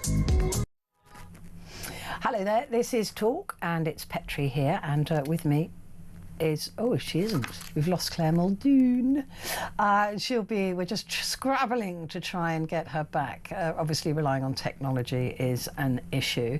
The Times, though, I'll start going through this, waiting for Claire. Court order bars Rayner from elaborating on property deals. This is a really interesting and strange look at the story. A court order has prevented Angela Rayner from giving full explanation of her property arrangements, Number 10 has claimed. I can't imagine what court order would prevent you from saying, yeah, I sold my share in that house and I put it into that house. I don't know. But Keir Starmer defended his deputy as a great British success story. Downing Street said that the Prime Minister had confidence in Rayner, who's facing questions over whether she avoided £40,000 in stamp duty when buying her new flat in Hove. So that's that story. She would do well, I think, and I think that Claire would agree with me on this, just to fess up and get out of the papers. Just get it over and done with. Just say what you did. And because all of this, Claire, just talking about the Rainer story, it's just not going to go away, is it? Well, it's not. And we were told by Number 10 that it was not a story. And yet... That's when you know it's a story. 9 days on, it's still being a story. Yeah. But Starmer also said, he actually made her Prime Minister for the day, because he said... Yes, you know, she's the Prime Minister, the Deputy Prime Minister. Yeah, she's a great Prime Minister. And it was alleged yesterday as well, it was often mooted that she moved, I mean, Richard Tyson Reform had said that it was like a chicken run over to Brighton and Hove for a very safe seat for Labour. Oh, interesting. Yeah, very interesting. Oh, that is interesting. Very I hadn't even considered that, because she's her constituency's up north, isn't it? Yeah. Ashton-under-Lyne. That's right. But could she... No, she can be Prime Minister without a constituency, can't she? Oh, I don't know. Starmer's got Holborn. I don't know where Liz Truss had. Or maybe you do need to have a constituency. You need to be an MP. Yeah. So she'll need to have a constituency, a safe seat, if she loses Ashton-under-Lyne. If she wants Under-Lyne to reform, which is the issue. If she wants to be Prime Minister, which she does. Which I think she does. The other story on the Times, Claire, refugees to be stopped bringing in families. Really interesting. Yvette Cooper said today that she's going to put a stop on it and stop asylum seekers temporarily, because let's face it, the one in, one out hasn't even worked. 6 weeks ago, wasn't it? He signed the deal with Macron, or it might be less, I'm unsure. But nothing has happened with regards to that. And there's been no one in, one out at all. It seems to be more one in, one out between number 11 and number 10 Downing Street than there is of illegal migrants / asylum seekers. Really, I mean, I think now the government are scrambling for meat, because the Overton window in politics has shifted so much. You know, of course, we know that the Overton window there is the populist vote, the popular vote in terms of law, socio-economic policy, education, health, and it's the want of the people that bolsters the Overton window. And I think what we're seeing now is a shift. I think what we're seeing is that window moving. It's just getting expanded to include absolutely everything in it. So when you said earlier about the front page of The Guardian, what was it? PM tries to regain policy control. Very much a word salad, very much, you know, the negativity of even a left-leaning paper to try and spin some popular opinion here to feed to us, the Democratic voters. I think it's just been, the shift is so monumental that this current government are trying to reach for anything at all that they think we want to hear. Yeah, they're chasing, they're now being forced to chase reform, aren't they? Yes, and I don't think that's healthy in politics. I don't think that's strong. I don't think it shows leadership. I certainly don't think it's what this country needs. Yeah.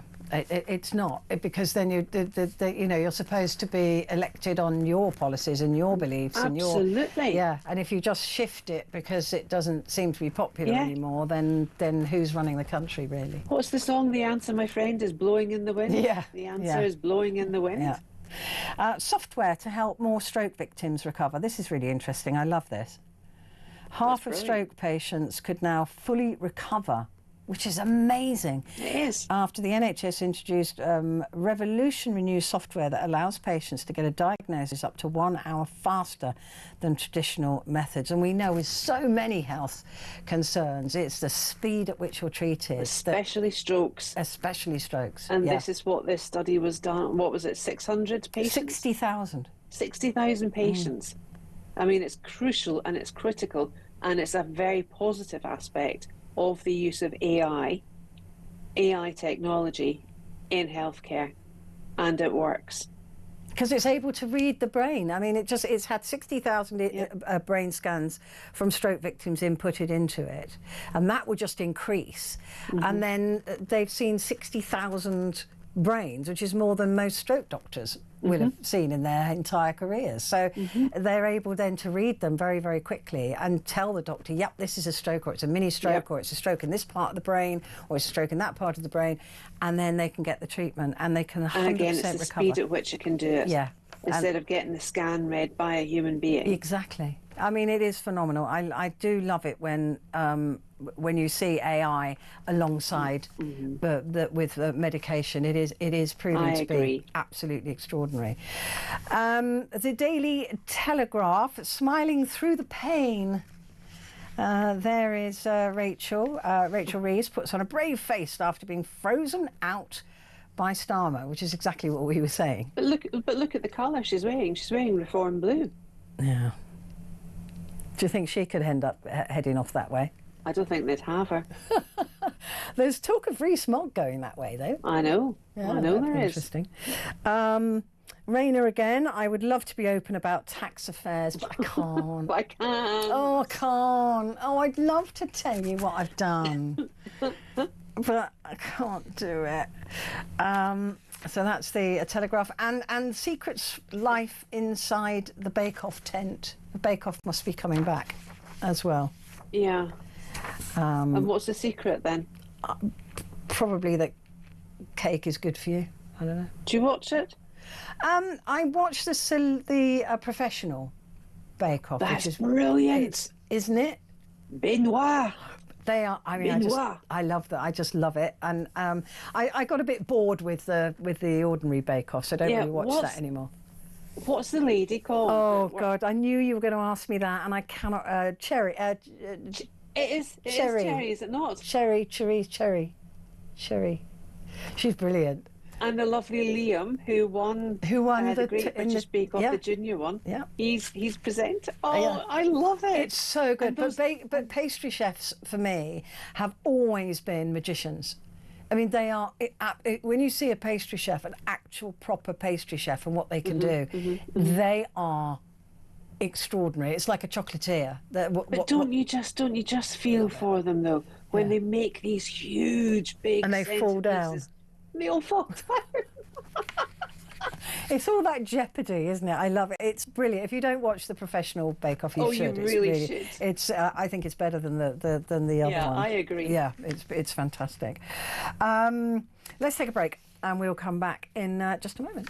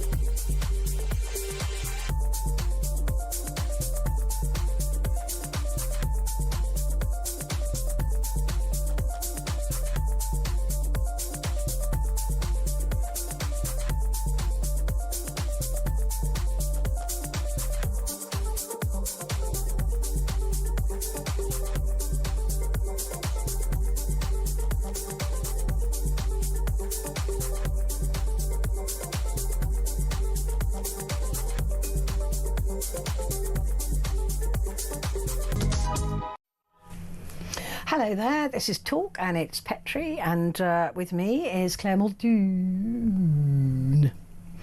And the Daily Express. Farage is I'll get rid of you threat to PM. Farage has accused Sir Keir Starmer of lying to the nation repeatedly over migration, warning, I'll get rid of you. Probably will, to be fair. If the polls are to be believed. I've always maintained that I don't think that Starmer will see out the full 5 years anyway. I don't think he'll be PM at the next election. I just can't call it anymore. I don't think he'll be I've there. never lived through a time in politics where I've been so unsure of the political weather vane.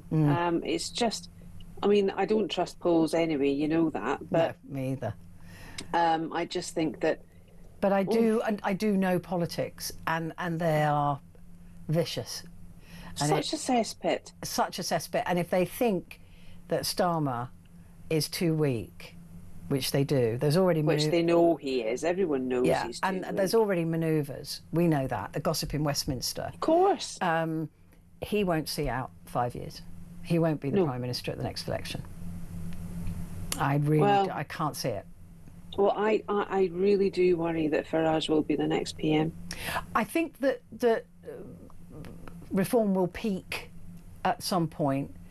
They're almost peaking too early. They've got another 3.5 years or something to. I don't think Farage wants it. He's in America now, isn't he? Yeah, and he's going to be sitting down with Congress discussing free speech in the UK and the threat of free speech in the UK in the US. Yeah, go figure.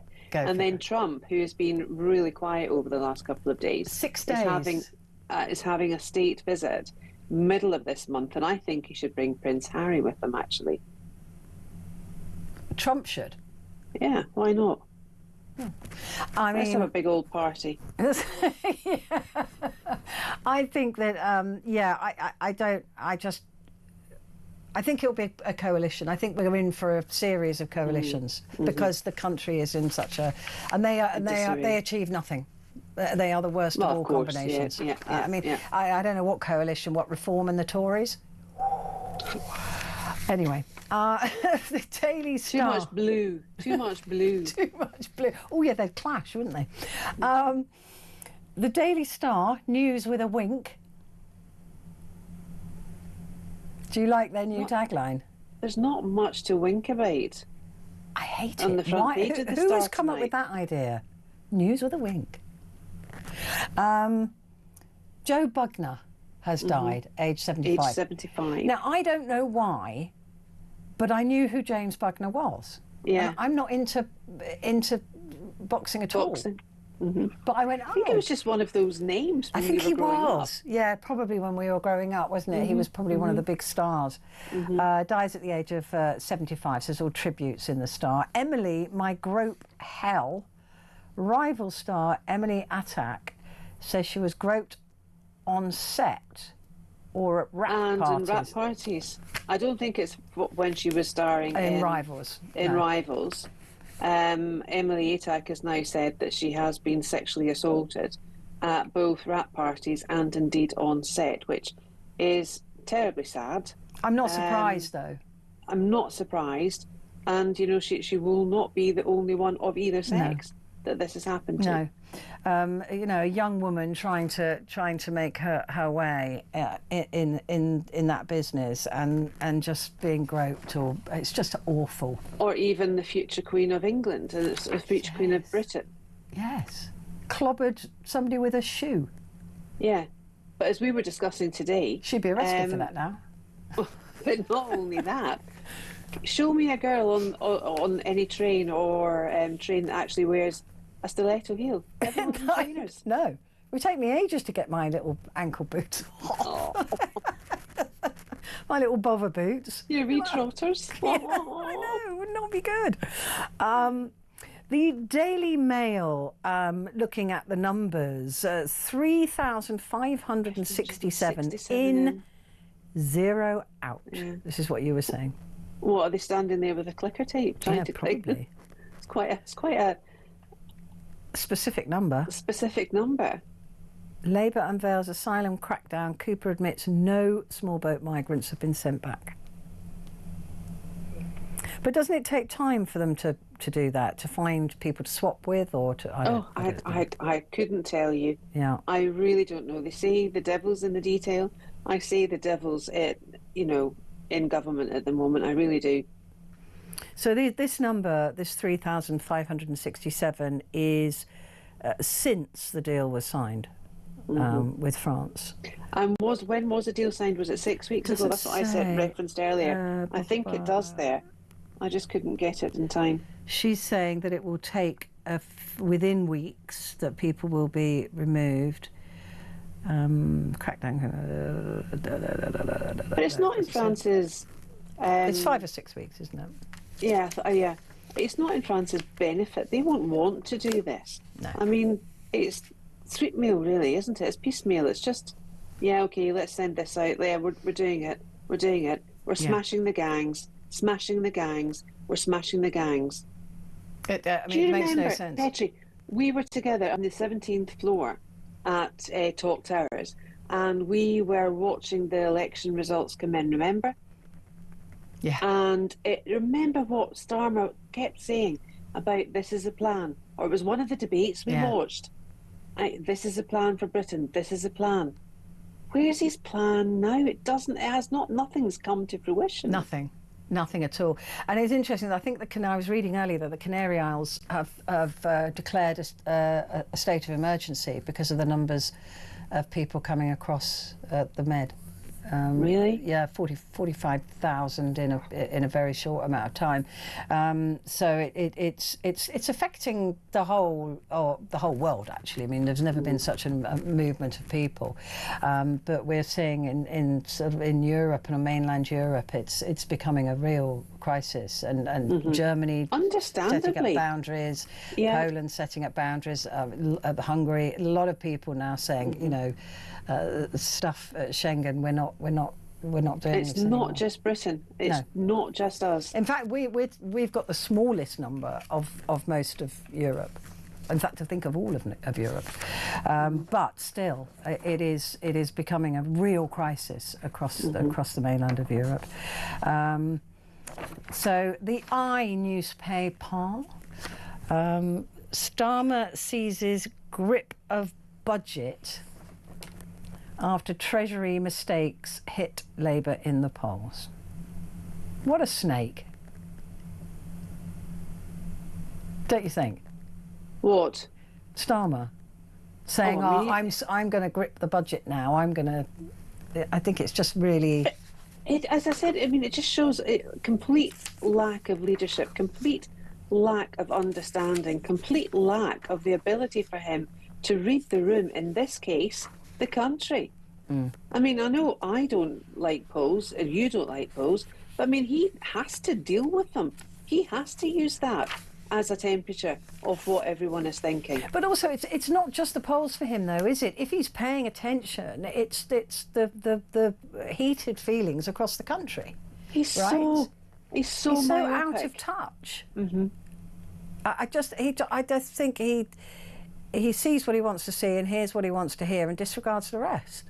I don't think he's not paying attention. Again, it goes back to who's advising him. Again, it goes back to who he trusts, who's in his circle, and what he's actually doing. He's just, lumbering from one disaster to the next. But do you not think, though, I mean, much like Tony Blair, at the end of his tenure, he's more interested in what's next for Keir Starmer. He wants to be on the international stage in the same way that... Well, Nicola Sturgeon wanted to be on the international stage. She wanted a big job at The Hague. And now she's sweeping the stage. Sweeping the stage. Book's half price now. within weeks. Yeah. But yeah, I think that Keir Starmer likes playing with the big boys on the international stage. Oh, he's out of his league. He is out of his league. Utterly out of his league.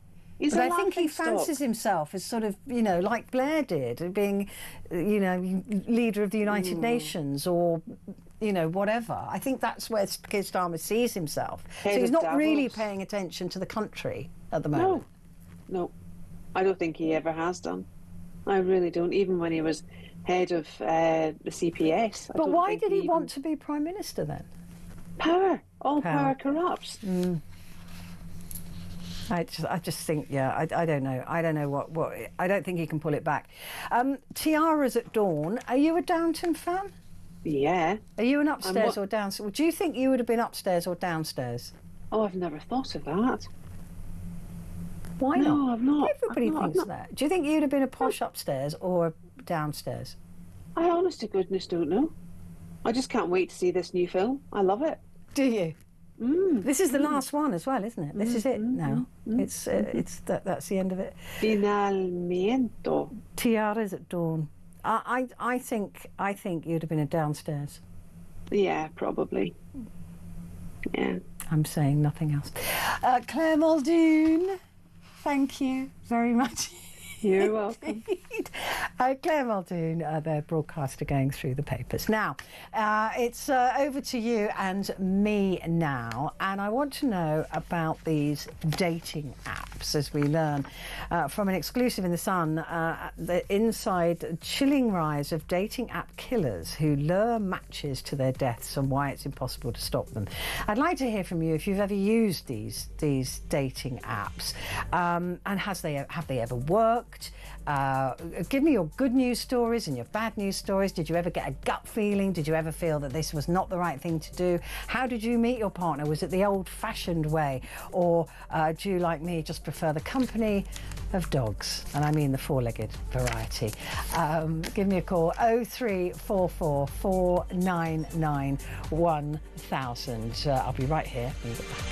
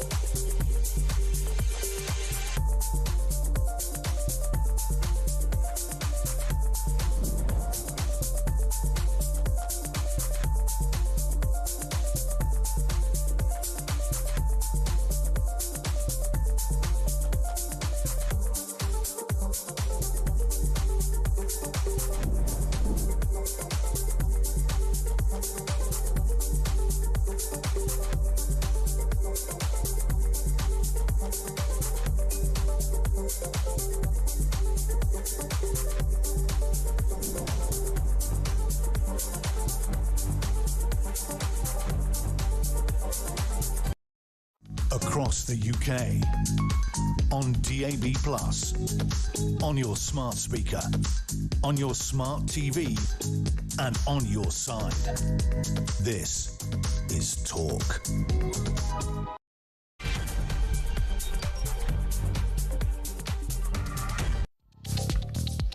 Hello, good morning. It is Petrie here with you until 1 o'clock, and I'm going to need your help with this topic because I know about it from friends, but I don't use dating apps. I think it's probably because if I had a more common name, maybe I would have tried them, but my name is so unusual and it just takes a Google, and I don't know whether I'm going to get somebody who, I don't know. I've never quite trusted it. I didn't know whether I'd get somebody who hates me, who you know, doesn't like my opinions or my views turning up, or somebody who's at the other end of that scale, which is equally worrying. So I don't know. I've just never really gone there. Plus, I hate the whole idea of turning up and speaking to strangers. It's just not me. I'm too shy. So oddly, I know, but it's true.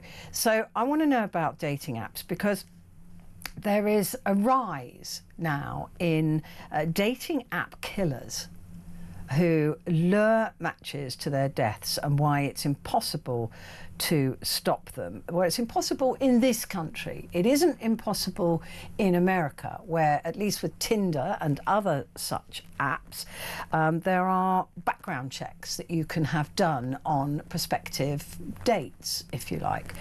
But the whole idea of turning up for a date with somebody who you isn't part of your friendship group, hasn't been introduced to you, I don't know, I find it a bit strange. I mean, at least if you meet in a bar, there's some connection there, you would think.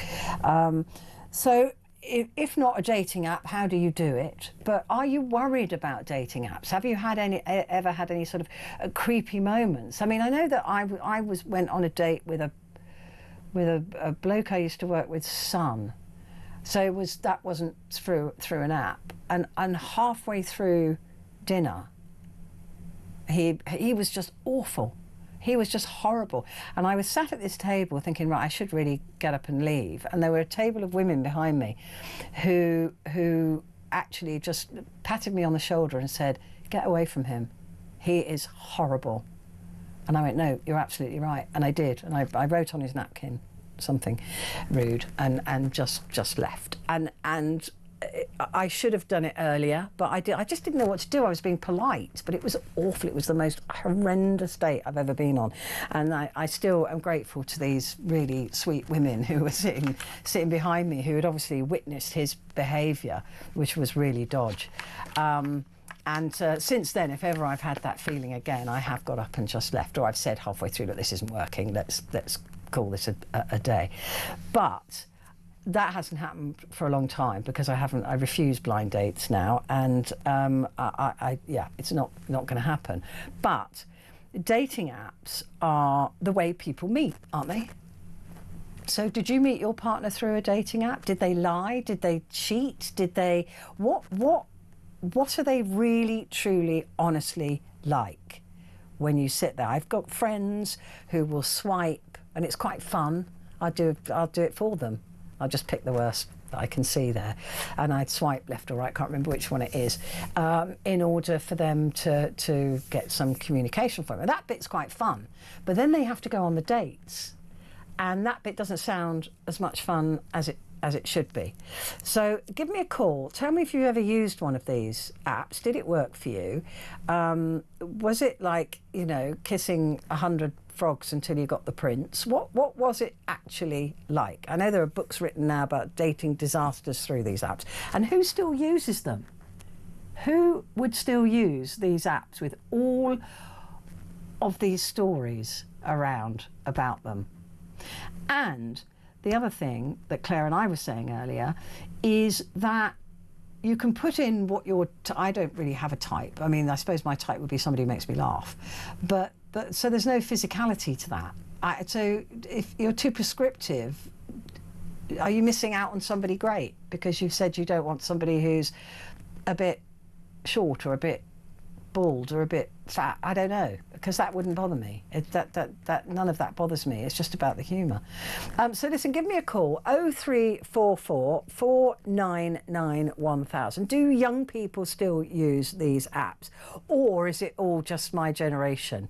Send me a message as well, 87222. You put the word talk up front and it comes through to me in the studio. Stephen says, I use a gay dating app called Grindr. I love it. Always meeting strangers, friendly, genuine people, making friends and going on dates. I've got no issues. So that's interesting because gay men are just as vulnerable, actually, on these dating apps as women are. And of course, there was Steve Southport, the Grindr killer. But I suppose you've got to have a bit of faith. I suppose if you're going to go that way on Grindr, I mean, again, I've got nearly all of my friends are gay men, right? just being honest with you. And I will look at their Grindr, and I remember one time there was a friend of mine who was on his Grindr while he was round to me, and there were lots of photographs of particular pieces of one particular piece of anatomy all the way through this Grindr. And anyway, he got up and went to the loo, and I started answering on his on his pretending to be him in the most unflattering of ways. I wish I could tell you what I said, because it is quite, I thought it was hilarious. He didn't find it quite so hilarious when he came back from the toilet and learnt what I'd done. But it's an odd thing that you've got to trust the system but be wary of the system at the same time. But I suppose, Stephen, if you trust it and you go on, you've never had any bad experiences at all, ever? Good, I'm glad. Give me a call, 0344 499 1000. Sarah has called in about this. Sarah, have you ever used a dating app? Good evening, Petrie. Certainly not. No? Never been tempted? I would never use it, because, to be perfectly honest, from what I've seen, I mean, you can have dating disasters regardless whether you go on these apps or not.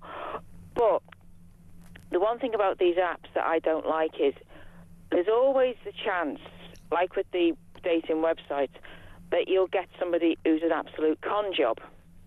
You know, the sort, you know, they try and they do the 1,000 coats of charm, a touch of the Mr. Wickham's, and then fleece you. And you're thinking, you'd have a job fleecing me, I'm skint, lad. You know, so yeah. So you know what I mean? And you just think, no, or you get somebody who's a right so-and-so, to be polite, and you just think, no thanks. At least if you're meeting somebody either through friends or you bump into somebody through work or whatever, you get a bit of a measure of them. You think, are you decent? Have you got a good sense of humour? Because that is the most important, one of the most important things. Are you a decent human being, and have you got a good sense of humour? Because with everything that's going on, especially at the moment, you need somebody who can at least take the mickey out of everything that's going on and out of life in general, and not take it so seriously. I agree. And the thing is, when you get, what they say, I mean, I've seen these dating websites, and you just get through friends of mine who are, you know, they think I'm Bridget Jones, and I go, you must be joking. I'm not Bridget Jones. Dream on. Just because you've been ensconced for years doesn't mean to say your taste is the same as mine, thank you. You've taken a look lately. And I just say, no, leave it to me. And they go, oh, this is what you've got to put on. And I go, listen, this is way too prescriptive. Are they, you know, do you like them this height, this build, that? And you go, hang on a minute, this is not a shopping list. Who's designed this, Mengele?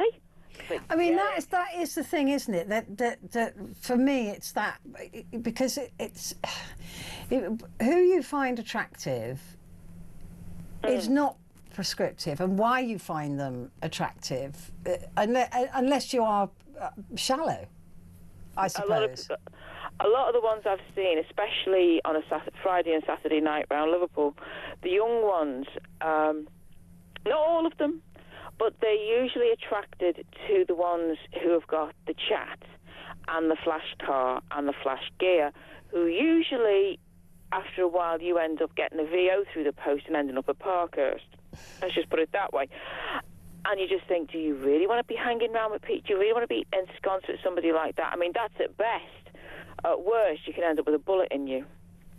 And this is what you've got to watch. It's all well and good going, I want this type, but do you think that young people, I can't imagine that young people still use this form of meeting?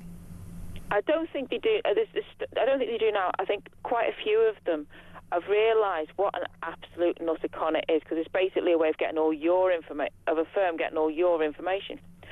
So they've gone, hang on a minute, they're getting wise, and they've gone, I'd sooner meet people the old-fashioned way.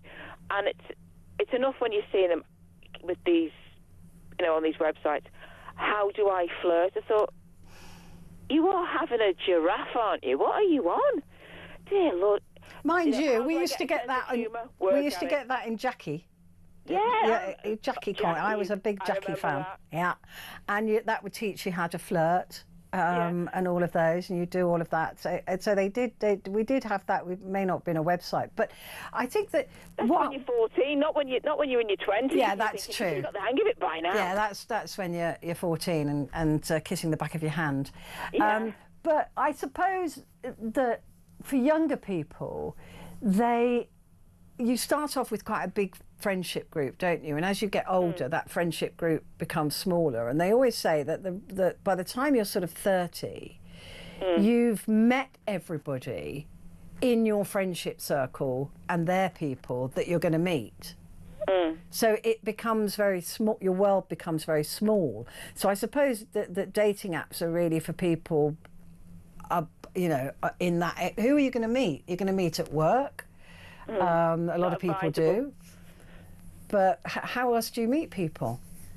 I mean, there's ways and means of meeting people. I mean, you can get involved anyone who wants to get involved in different activities, maybe it could be, through going to the gym. Although when you see some people who go to the gym, I would not want to meet somebody who goes to the gym. No, I'm just saying some people could do it through doing sports. Some people could do it through getting involved in different activities. Maybe say. Getting involved in the choir, or getting involved in acting, or getting involved in. We've got one of the universities has got evening classes, old-fashioned, old school, and you can meet a wide variety of people there. But don't you think that the only people who go to evening classes are women of a certain age? No, actually, because quite a few of the ones I came across, I was it's a few years ago now. Quite a few of them were blokes, and it was things like singing, getting involved with singing to try and boost the voice, getting involved in acting, just keeping the brain occupied and doing stuff like that, or trying to get into acting through getting through amateur dramatics and getting into actors' workshops and stuff like that. There was quite a few of the lads did that. I mean, and they were quite. I think the majority of them were straight, and. There was others who were involved in, it could be anything from Egyptology. Some of them are doing Egyptology because they want to keep the brain going. Foreign languages. At the moment, they would have been run off the feet because there was one that they did on benefit law, and I thought, I'm not surprised. You need to, if you're an advisor there, you need to keep up every 6 months, not every year. Yeah. Which we will leave for another day, and and there was different ages. You could somebody who was say maybe in the 60s and sort of semi-retired, and others were in the 20s, and there was a wide mix, and it wasn't there's a certain type who do that. It was just someone who go, well, I just want to do this just to keep my brain going, or I want to try a new skill, I want to learn how to do this or that, and then you meet more people, and then so on and so on. Especially if you do, you maybe do 1 or 2 courses and you go, well, I've met quite a few people through this, I've met people through that. You get involved further in whatever you're doing, and then you meet more people. Just limiting yourself. I mean, I know a few friends of mine have said you should really be limiting to people. This I couldn't believe someone said this. Why don't you just meet people who you know through university? I thought, well, considering they've all either got married or they're all living miles away, you'd have halfway across the world, they'd have a bit of a job going for a coffee, or them saying, oh, would you like to go on a date? I mean, there have been a few disasters in that regard, especially when some of them are full of newlywed fervour, and they want to make sure that all their friends are married. Oh, God.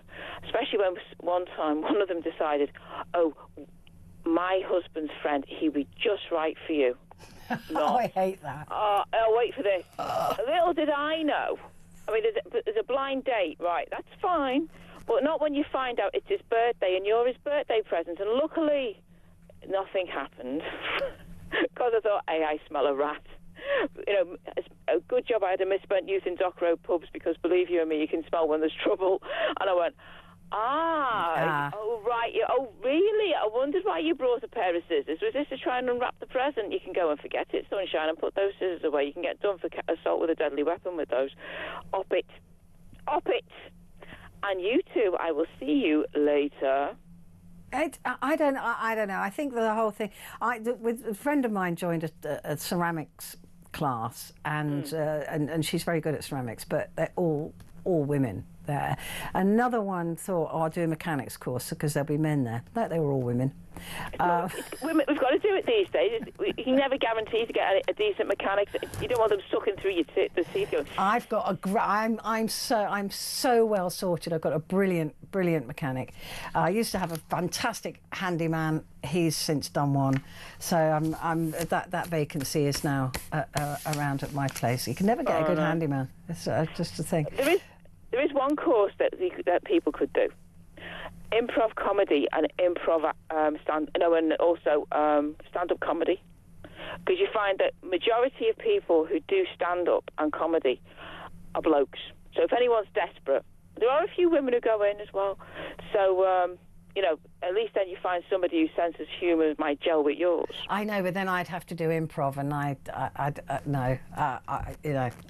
don't. Not for me. And people who think they're funny very rarely are as well.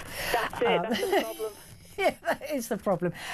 Sarah, thank you. Dating apps are a bad idea, says Sarah. What do you think? Have you ever used one, and did it work for you? Give me a call.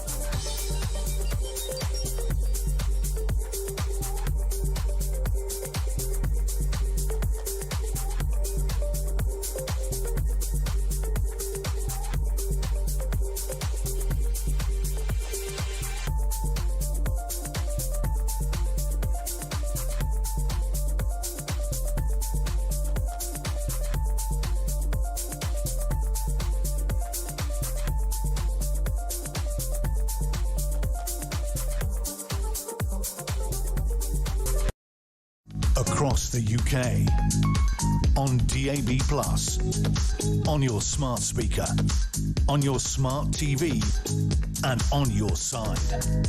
This is Talk. Hello there, and a good morning to you. This is Talk, and it is Petrie here with you. We're talking about dating. We're talking about these dating apps. The only person so far who has said that they use a dating app is Stephen. So who is using these dating apps? Do you use one? Have you used one? There's a message here. I didn't even know you could do. Why didn't I know that you could do this? But I didn't know you could do this. Sam says I met someone on Facebook. How do you meet people on Facebook? I thought that was. I don't use it anymore, but I thought that was just your friends. Oh, friends of friends, maybe, I don't know. I met someone on Facebook. We've been dating for over 2 years. Physically, not my type at all, but personality, humour and morals, love him to bits. He's autistic, we're both disabled and very shy, so we would never have met any other way. And now here I am with a man who is wonderful. We're escaping to retire in Wales, and that's Samantha in Lancashire. And I do think that's the point, isn't it, these apps? You prescribe what you want, but do you really know what you want until you meet them? I mean, I think of my boyfriends. They've all been physically very, very different. There's no type at all. I suppose the only thing is that they're usually quite clever and funny, and that's it really. But that's as far as my type would go. So I wouldn't get anywhere with these apps anyway. So Sarah there talking about joining a club to perhaps meet somebody. That sounds like far too much hard work for me. But how do you meet people these days? What do you do to meet people? The pubs are closing down. The pubs don't seem to be the way to meet anybody anymore. It used to be. You'd just go down to your local pub and sit there with your mates and you'd meet some other people that were there, or the best place to meet somebody, which doesn't really happen anymore in pubs, is at the bar. Because people get table service now, ever since COVID. I mean, it used to be you'd be standing at the bar and get chatting to somebody while you're all waiting, while there's a big queue. I just don't know how you do it anymore. So how did you meet your partner? How did you meet the person that you're married to, or that you're going out with, or that you've just split up from? How do you meet somebody? Was it at work? No chance with that. No chance at all. So that's not going to happen. But how do you do it anymore if you don't use these dating apps? And many people are turning their backs on these, except for Stephen, who's admitted he's still using Grindr. Tinder, Bumble, Hinge. There was Plenty of Fish at one time. Plenty of Fish, is that what it's called? And there was one where, I don't know if that was the same one, where a friend would recommend you. A friend would say, this is my friend, she's great. But I don't know who uses them. Young people definitely don't use them. I don't know any young people that use these apps. They all tend to meet within their friendship groups. So how do you do it? What do you do? Asking for a friend. 0344 499 1000, and you can text the word talk and your message to 87222. Right, we've got a voice note now from James. Let's have a listen to what James has got to say. As you said, the group you grow up with, you get to 30 and your group of friends turns smaller and that, but you meet new friends. Yeah. Hopefully, feel comfortable in your own body. That's the most important thing. Why are so many people, this is my question, basically, why are so many people scared of being lonely? Hey? Why are so many people not comfortable in their own skin? They need someone else to complete something. Maybe it's human nature that we need someone to complete who we are. I like that, James. I think you make some really good points, because I know a lot of my friends, my girlfriends, my women friends, they tend to really quite enjoy their own company, and they don't feel the need to go out there and meet somebody. And I'm never lonely, ever. I mean, I spent this entire weekend doing DIY, loved it. Even changed all my own electrical sockets and light switches and things like that. So I think it's fine. But I think that, the more you enjoy your own company, the less likely you want to go out and meet anybody. And all of my girlfriends would say we will never live with somebody again, because it's so nice having your own space, so nice having your own rules and your own television remote control and all of that. But maybe it is human nature that we need to be with somebody, unless, of course, you've got dogs. And then you don't need anybody. So I don't know. I think a lot of people have to be in a couple, but an awful lot of the women I know are saying that they're done with all that. So I don't know how it works. And there's supposed to be a male loneliness epidemic. That's what we're hearing at the moment, a male loneliness epidemic. So how are you breaking that epidemic? Are you going on dating apps? Are you chatting people up in pubs? Is it difficult to be a man and chat somebody up nowadays? I mean, that is also an issue, I think, that a lot of people take offence, or a lot of men are scared to approach women in case they're seen as being predatory. And a lot of women will tell them as well to sling their hook. And I certainly have spoken to a lot of men in my sort of age group who say, I'm really scared to flirt with a woman now, or to ask her out, or to ask what, if she wants to have dinner with me. There's a lot of men that actually just shy away from women and meeting women organically, if you like, on a bus or at a restaurant or in a bar. So I think that's also an issue as well, that there seems to be this angst between the sexes at the moment. It doesn't seem to be quite as easy. Perhaps that's because I'm older, but it doesn't seem to be quite as easy as it used to be, just like I said, chatting to somebody at the bar. And maybe men are backing off as well as women are backing off, and we've got the situation where nobody wants to spend any time with anybody because they're quite happy being on their own. This message came through and said, just don't use these apps. There's plenty of ways to meet people safely in local social groups. That's how I've met all of my girlfriends. Simples. So maybe that is, but I do think a lot of men are now scared.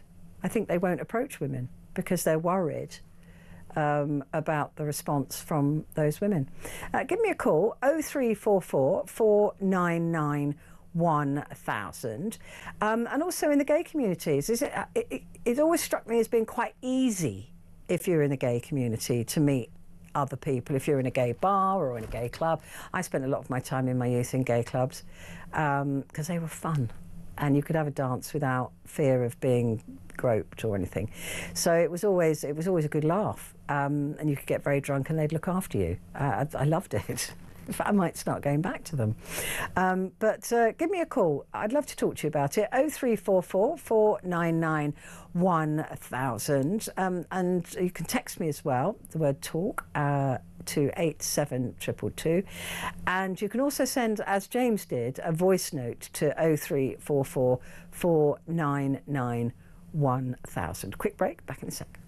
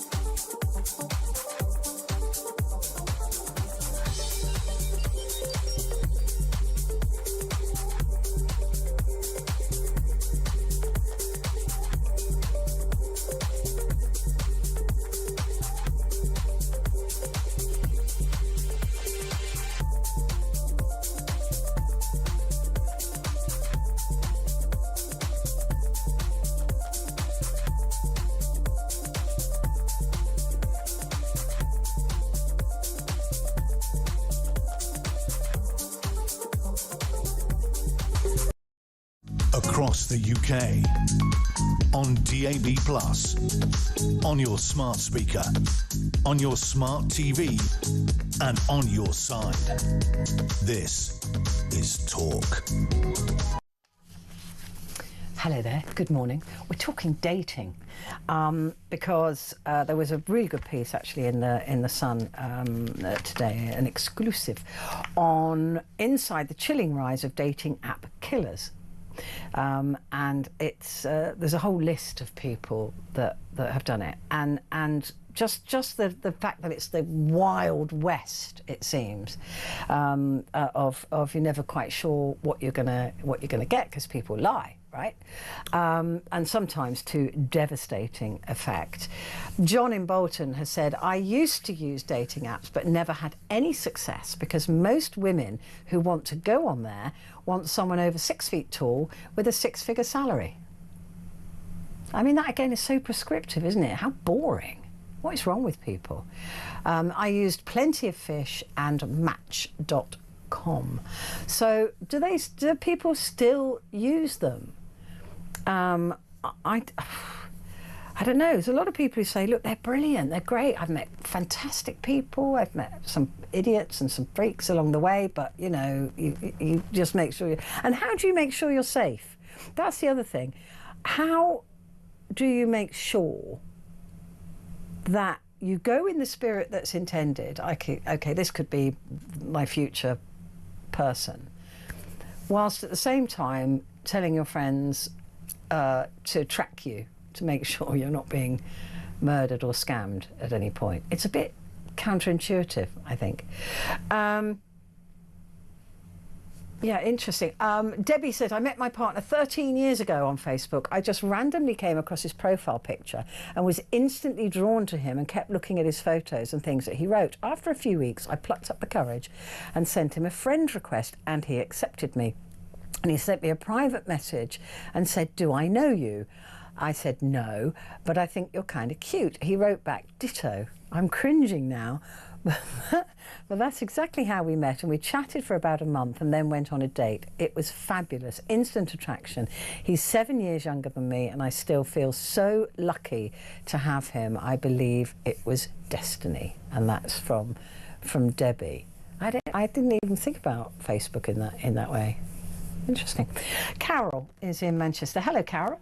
Hi there. Anyway, I've just celebrated my husband and me 40 years of marriage. 40 years? Yeah, 40 years of marriage last week. And in November, it would be 50 years together. No. You know, like with it. Yeah. Yeah. So where we came from, so I'll go from the old stuff to the new stuff and that. But I'll be honest, right, I think at the end of the day, to meet people is got to be face-to-face. At the end of the day, it's got to be face-to-face. And it's like we were a mixture, so probably, we're both different, very different when we met each other. And there were social clubs. There were different things for kids to meet in with. So much where it's not here anymore. There's no Yeah, we had youth clubs in my village where a couple of villages would get together and have a youth club once a month. Tons of them. Where I live now is not. And the only thing is regarding, I've got 3 children, one married with 2 fantastic grandkids. Absolutely adore my son-in-law, can I just say that? But my other daughter's getting married next year, and then I've got another son, you know, like with her, and it's like it's dead. There's nothing. Yeah, how have they met their other people? Did they go through dating apps, or did they meet organically, or? Never organically, both of them, and everything. But the thing that they did do is both of them, including my son with her, they were into sports. They're into lots of different things that were going on, education, different things. So they met people, you know, like with it. So it's like I did say to my son about last year, you know, like, anyway, don't insult my mum, you know, like with that. He doesn't want to know anything about those apps or anything. How old's your son? My son is 28 years of age. Right. Okay. So he's the baby of the family. He's the baby. And he wouldn't use. See, I don't think the young people do use them. No, they don't. And that's why I'm confused with, you know, like when I'm airing today, you know, like with that, they don't want it. They just do not want it. They want to meet people face on and face off, you know, like in that. And also, I'll be honest, right? And I think when I was at my age, say me and my husband at our age, we were prompt at an early age. He needs to get married early. Yeah. He needs to have his children early and whatever. I was one of the late ones. So what age were you when you met your husband? 15. That's so cute. 50. It's been hard. Don't give it all that. It's been hard. Yeah.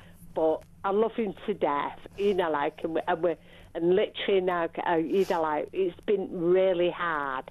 And let me say to anybody, if you're going to get married, it's, you know, like the twinkle days after a few years. It really does. It gets hard. Yeah. But I absolutely adore him. He's my bestest friend. And we're so different, both of us. We're unbelievable. You know, like, I can't tell you. So when people want to meet somebody, give it a chance, give it a, what you call it. But I'll be honest, right, I don't know anything about apps, so I can't say anything. I can't, what you call it, in any way. But my way was like it said, you know, like, I was at a club which was done with the Catholic Church, and that's how I met my husband. She'd have liked him, whatever, everything. Eyes came over and whatever. We both disliked each other in the beginning or whatever, and then kind of liked each other, you know, like afterwards, you know, we're very strong people, and it was lovely, you know, like in that, and now we've got it back now because the kids have grown up. So you were together for 10 years before you got married? Yeah, 9 years. Yeah, 9 years. That's quite a long. That's a long time, isn't it? So 15 to sort of 24. Because I was a woman with a career. I wanted my career, and it was very rare in them days, you know, like to have that kind of career, and I did. But unfortunate to a certain degree, I had to give it up to a certain degree because that's the way it is. When you have children and whatever and that, it did.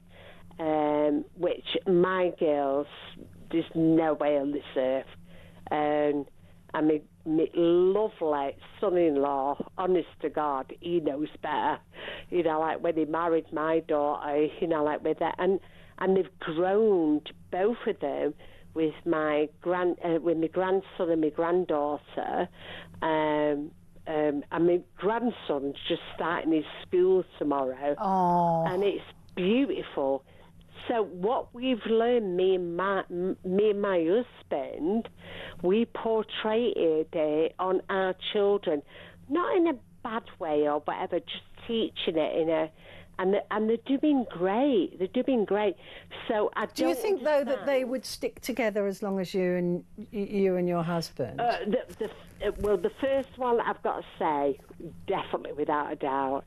The second one I keep saying to my future son-in-law, you know, I love you to death, I love you to death, but I have to be careful that I don't portray them as exactly as the first lot, you know, like, but you just have to have that tactic, don't you? You know, like, just make sure, you know, like, you don't take the identity and give that first lot, you know. That well, push those expectations onto. I'm lucky I've only got the one child, so I've never had to worry myself with that, thankfully. Oh my God, it's so absolutely so hard.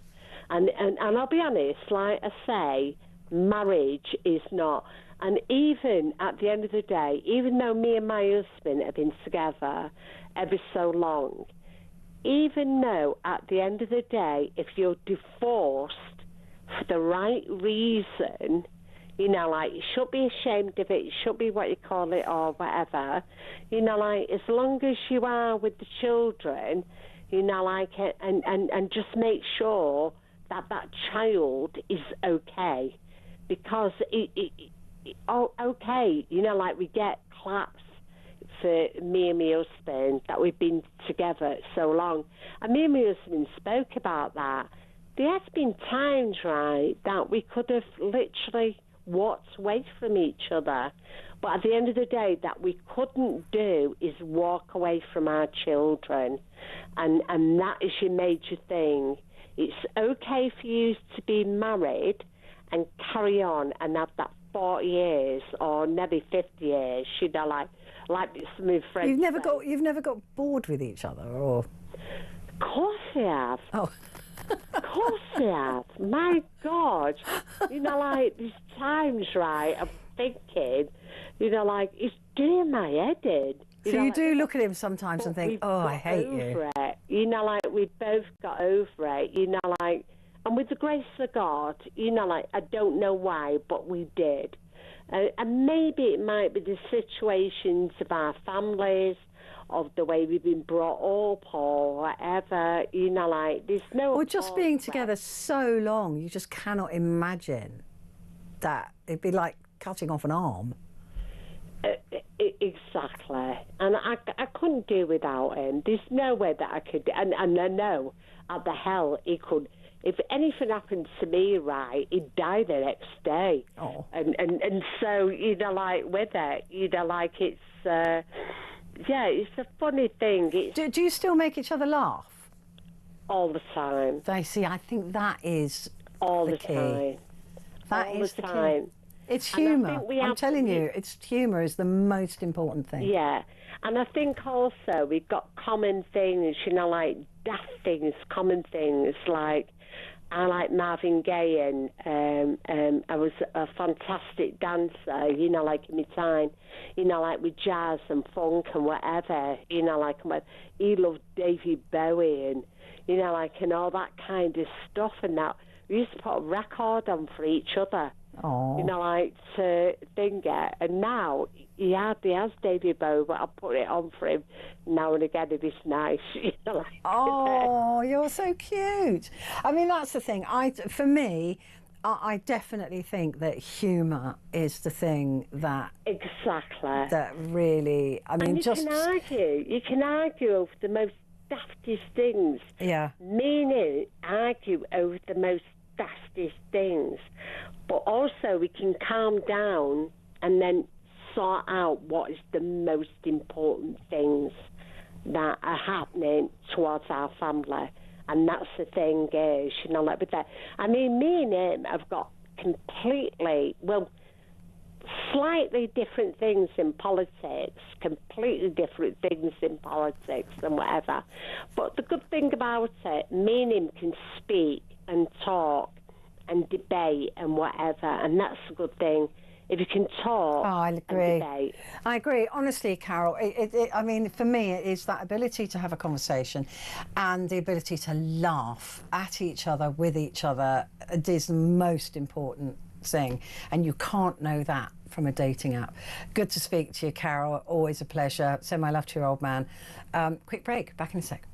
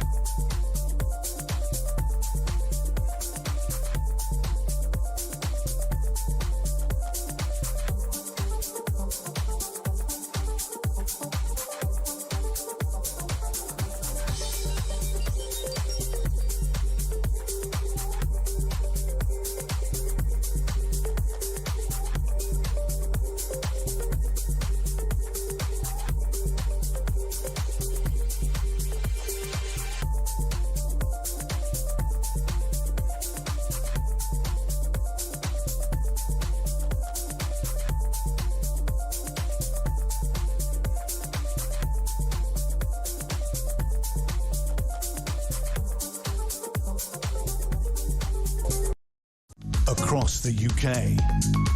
On DAB+, on your smart speaker, on your smart TV, and on your side. This is Talk.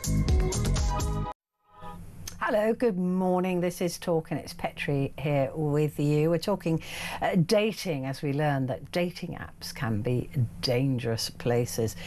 Paul has said, I'm in Romania meeting a Ukrainian lady. She told me her Ukrainian lady friends in Ireland can't meet men because they find it strange that men don't make the first move. What, an Irishman? Surprised me. Bizarre world. He goes on to say, I have used Tinder, but it has made me more single. Best wishes, Paul in County Down. Well, listen, good luck. I wish you the very best. This one from Ellie in Liverpool. Hi, Ellie. It says, I'm 32, not sure if I class as young anymore. You do. With me anyway. But I signed up to Hinge this year and I can confirm that lots of people do still use it. I went on one date, he was lovely but not for me. After that it's just full of men who want girls who go to the gym. Yeah, forget that.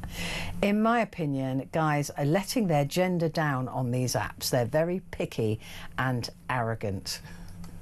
Yeah, some of the men that approach my girlfriends, my mates, you think, are you having a laugh, mate? You think, who do you think you are? It's hilarious. Paul is in Bolton. Morning, Paul. Hiya, Petrie. Okay. I'm all right. How are you? Yeah, not so bad, thank you. Good. Now, I'm not from a different generation as such because I'm 48, but I'm from a generation when you didn't have the Grindr, and before that there was Gaydar. But you used to go on the chat lines. I don't know if you remember. You used to date on chat lines. What are chat lines? Well, they used to have dating lines back in the day. Phone numbers. You would actually... Phone numbers, and you'd ring up and you could speak to people sort of there and then. And then if you got on, you might take the numbers. And because that's how I actually came out gay, should I say, faced up to my sexuality. Because, really? I've never heard of these chat lines.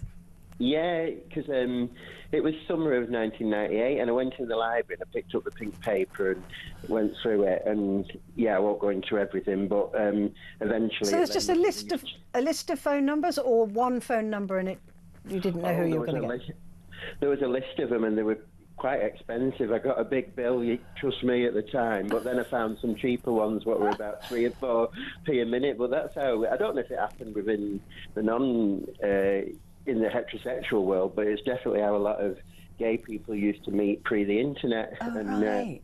And it wasn't necessarily dates as such. That might be a loose. You could use that as a bit of a word for some of it, because some of it's just basically copying off. But yeah, I think Grindr's quite like that as well sometimes. Yeah. Well, I went on the Gaydar, but I've never gone on the Grindr. I'm older, and to be honest, like I just said to you, Switchboard. There's a few stories. They had a list of numbers, and they were ringing people all summer, and as if they were my friends. And some wrote to me in that, but there was one guy that I can remember that I'll tell you the tale, and he told me that he looked like Bruce Willis. So, and he was stopping at a hotel in Bolton. And I thought, oh, well, I'll go there, and then obviously go to work the next day after there. And then when I got there, he looked like Eric Hall, the boxing promoter. I don't know if you ever remember him.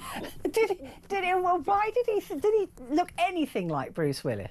He didn't look anything. Oh, and no. He was smaller than me. He was very small. And I'm not a really tall person, but I tend to like people a bit more my height or a bit taller, do you know what I mean? And he was just, I can't believe it. I don't know whether he lied to me or whether he just thought he looked like... Yeah, well, maybe he did. Maybe somebody one day said, oh, you look a bit like Bruce Willis.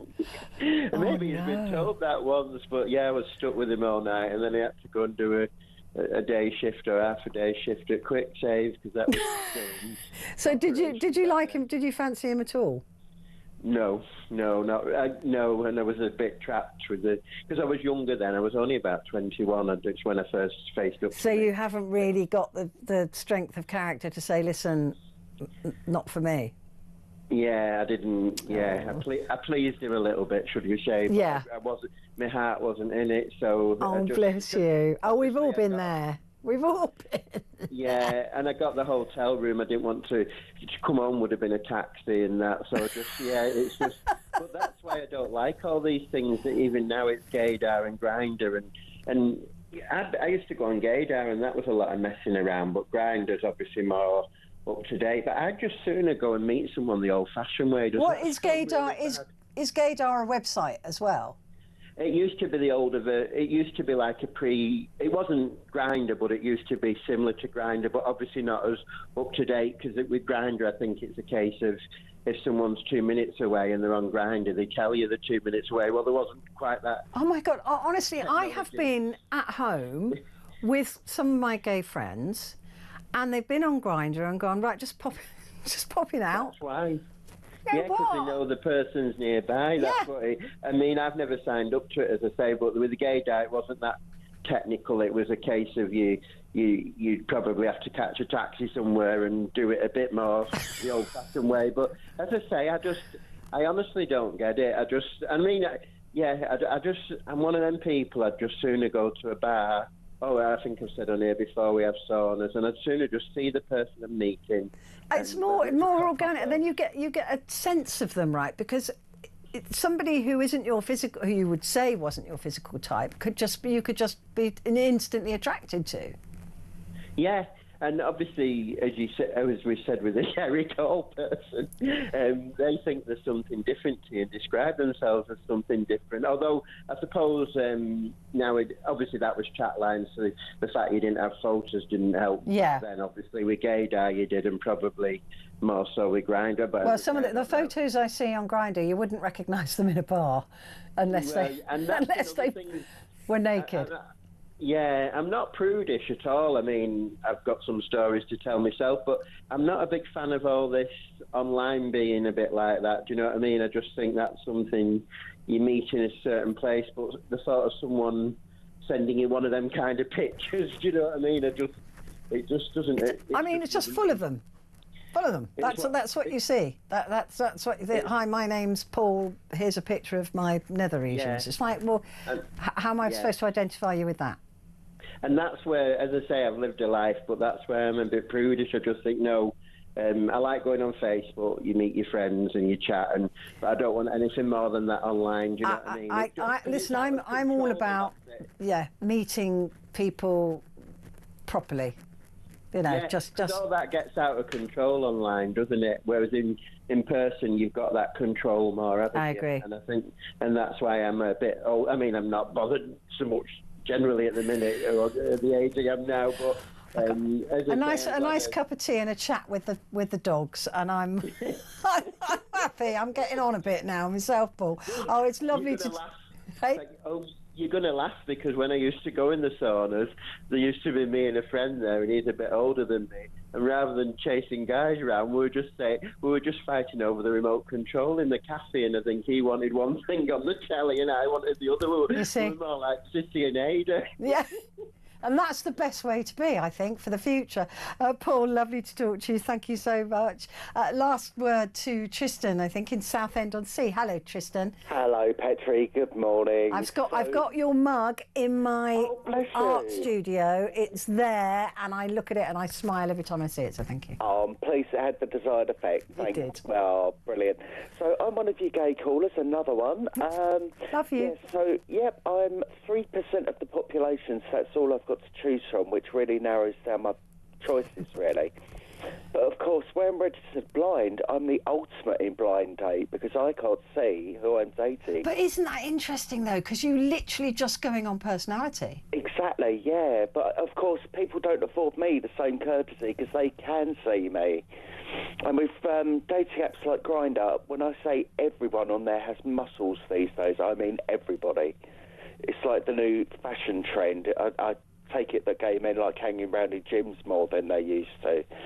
You see, I would never date a muscly man. No, I tell you why, because they would spend more time and attention on themselves than on me. Not interested. Exactly right, yeah, you're not wrong. But I also use one called Facebook dating. That's not so bad, because you're very limited in how naughty you can be on that one. You really cannot do anything wrong. So I meet I hate to use the expression, but I meet more decent guys on that one when I do really? meet someone. Yeah. And are guys put off by you being registered blind? Or? Yeah, they think you're after a carer rather than a partner or something, really. So, yeah, it does cause problems. See, that again, that wouldn't bother me at all. Would it not? Oh, No, absolutely not. No. Oh. Not at all. Been straight. God, would have